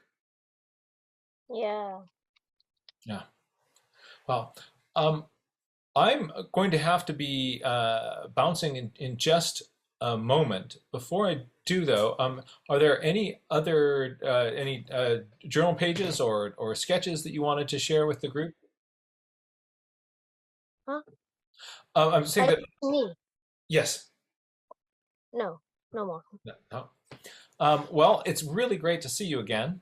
I'm going to be sending you a small package of something that I picked up. I thought of you when I was in Kenya, and I'll be sending something your way. So keep an eye open for a small token from Africa. Now that I'm back, I'm going to be able to head over to the post office, but it'll take a while for it to get across the oceans to you. Oh, thanks. Absolutely. It's really good to see you again. So take care. And I also want to thank again Avea for helping manage these classes and for keeping our community going while I was gone. It's really great to see you again. Thank you so very much. I'm really happy to be back and happy to see all of you again. It is really good to see you again. And yes, for those of you who glimpsed behind Jack, that's Dr. Sibel, who is one of my personal superheroes now, along with Jack.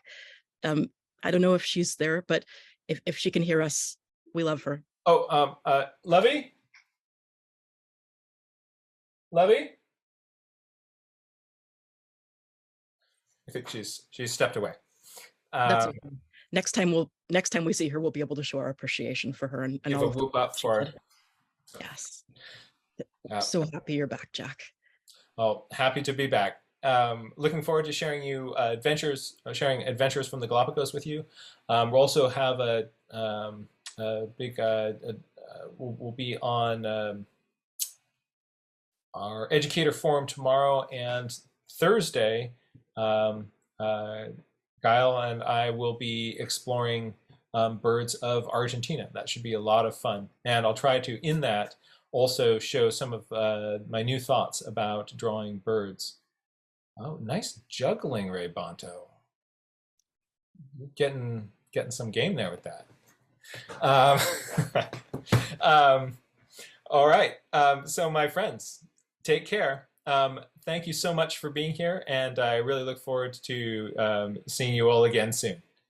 Stay kind, do your best. I think one thing that's just so important about this journaling is our consistency. And if you get off of the habit of it, it's okay. And you just want to just be active and intentional about kind of getting back into the routine. And it will happen. Once something becomes our routine, it kind of takes care of itself for a while. But sometimes you have to just give it a little prompt, and then it becomes part of the fabric of what you normally do. So I have to, now that I'm back in the United States, I want to today go out and just sort of make sure I do something to get myself doing a little bit of journaling, because it was over in Ecuador, it's just part of the daily habit. Got to keep that going. Yes. And once something is a routine, it takes care of itself for a little while. Sometimes we have to kind of push it to make that routine. So great to see you again, Avia. It's so good to see you, Jack. And thank you for that reminder. I hope you have a wonderful afternoon, relaxing, nature journaling, and just being home. It's going to be fun. There's a lot going on here. Hi, Bob.